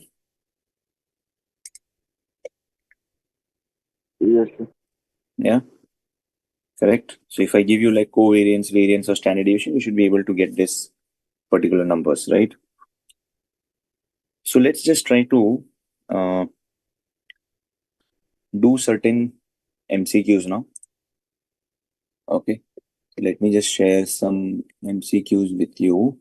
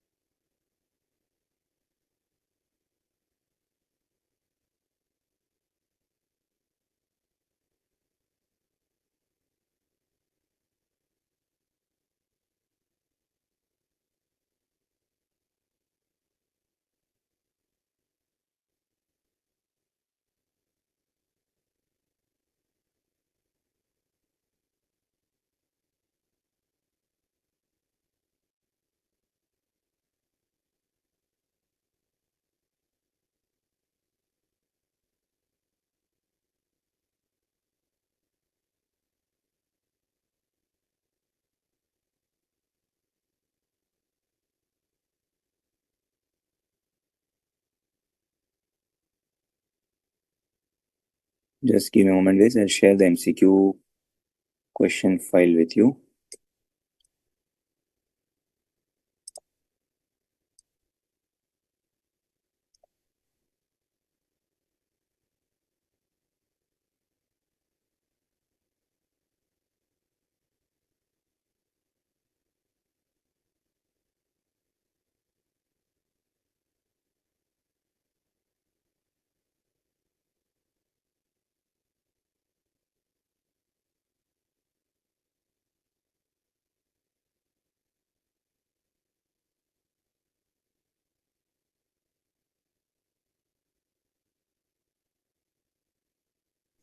Is this probability? P is probability in this formula, beta? Yeah, PB is a probability, yes. Okay. P indicates probability, yes. Because if we have the data which is having the probability features, then we will be having this particular number. The formula will be, this one which we have, which I have just put it in the slide. Okay. Okay. Why is this shared?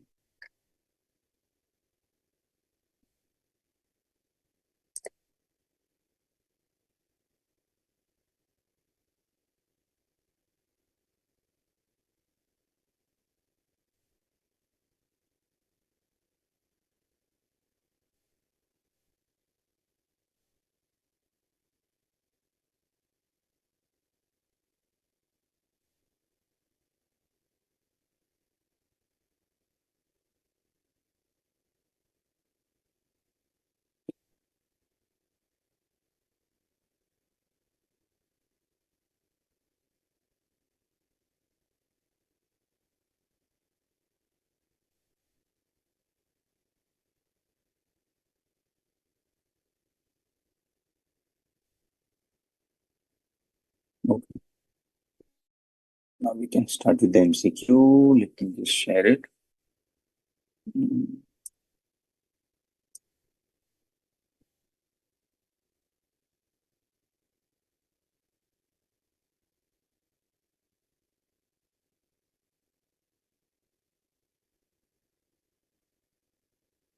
Can you see the screen? Yes. Yeah. So what's the answer for the first one?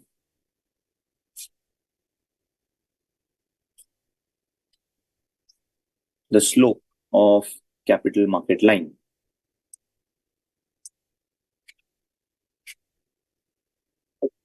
The slope of capital market line represents The risk-free return. Risk-free return. the slope of capital market line. It's a bit technical question.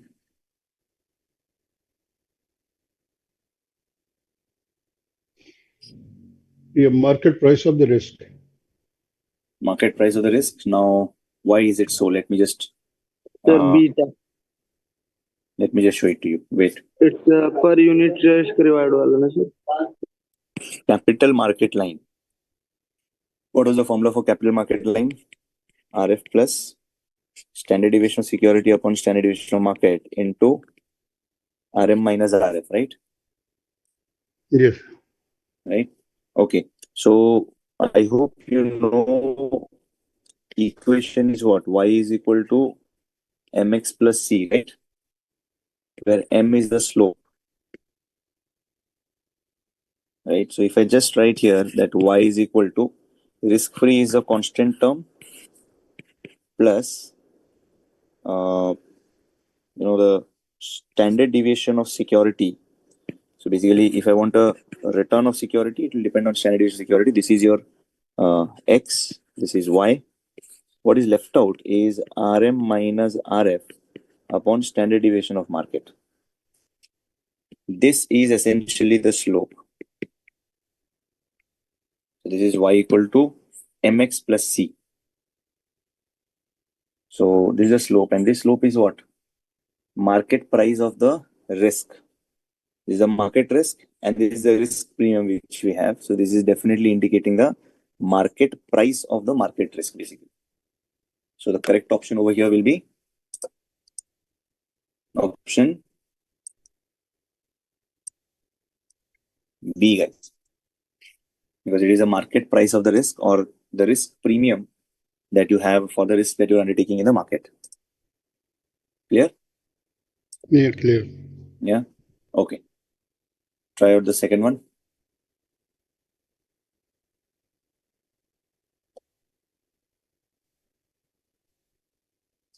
The expected return on security X is estimated using CAPM.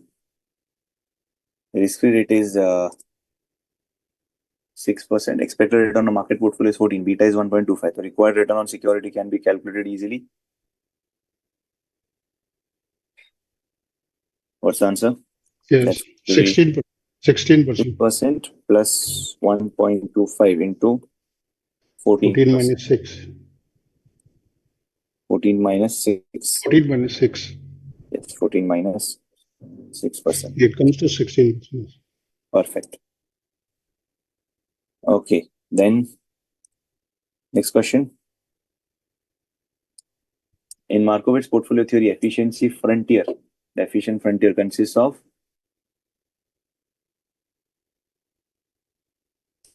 portfolio with highest return irrespective of risk, portfolio with lowest risk irrespective of return, portfolios offering maximum return for a given level of risk, and portfolios lying below capital market line. Yeah, portfolio is offering maximum return for a given level of risk. Yes, so portfolios offering maximum return for a given level of risk. Okay. Then, which of the following statement is true? The CML plots expected return against beta, capital market line. Is it plotting expected return against beta or expected returns against total risk? SML plots against total risk.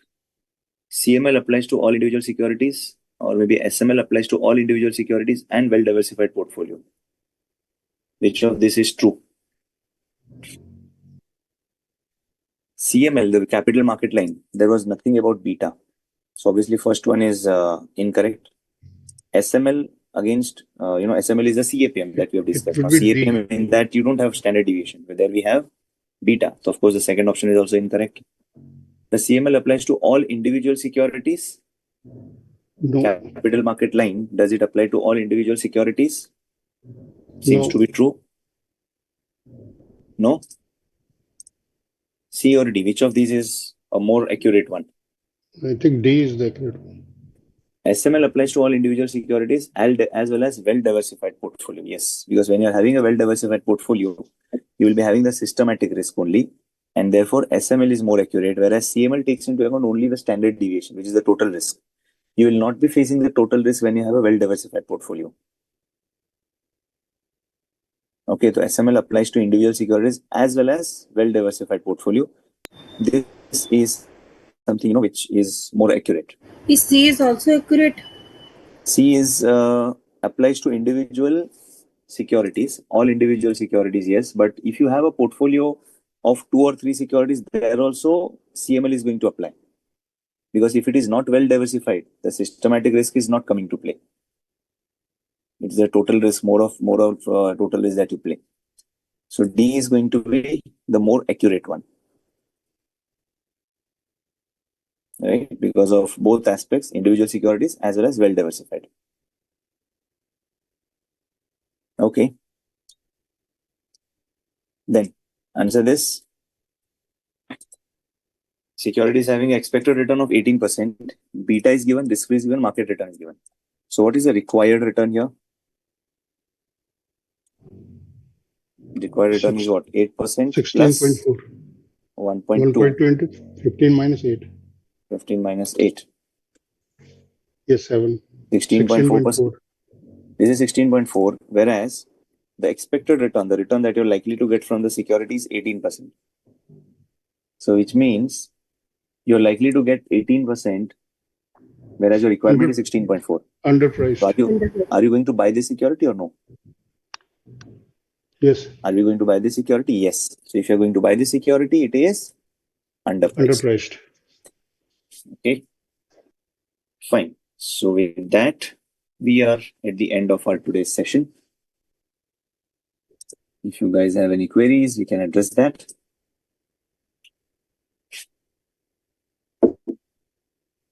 No, I don't think there's any query. No. Okay, thank you, Jagbandu sir. Your session was very Yeah. encouraging because you have presented all the way the diagrams as well. Very beautiful diagrams. The class Thank was you. very interesting. And student, I think whatever I discussed in class has been very much clear to you. So, Jagbandu sir, this topic, portfolio management, will be continued in the next class as well. Next class, yes. Okay, next class it will be over or it will take some time? Yeah, it will be done. It will be It will done. be done. So we will complete the topic number, chapter number 6. Okay, we shall complete the chapter number 6 in the next class. So student, Jagbandu sir, just display my telephone number as well as my email ID.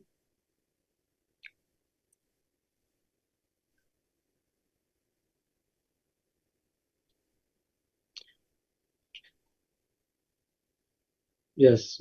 So student, if you have any query, you can contact us at this number or you can send the email at this number. And whatever have been discussed in the class, please revise the same. And if you have any issue, you can discuss in the next class as well. So thank you very much for patient listening. And thank you, Jagbandu sir, for sparing your precious time and enlightening the student on the topic of portfolio management. Thank you very much. Thank you. Okay, thank you very much. Thank you. Thank you. Thank you, sir. Have a nice day. Thank you, sir. Thank you. Thank you. Thank you. Bye.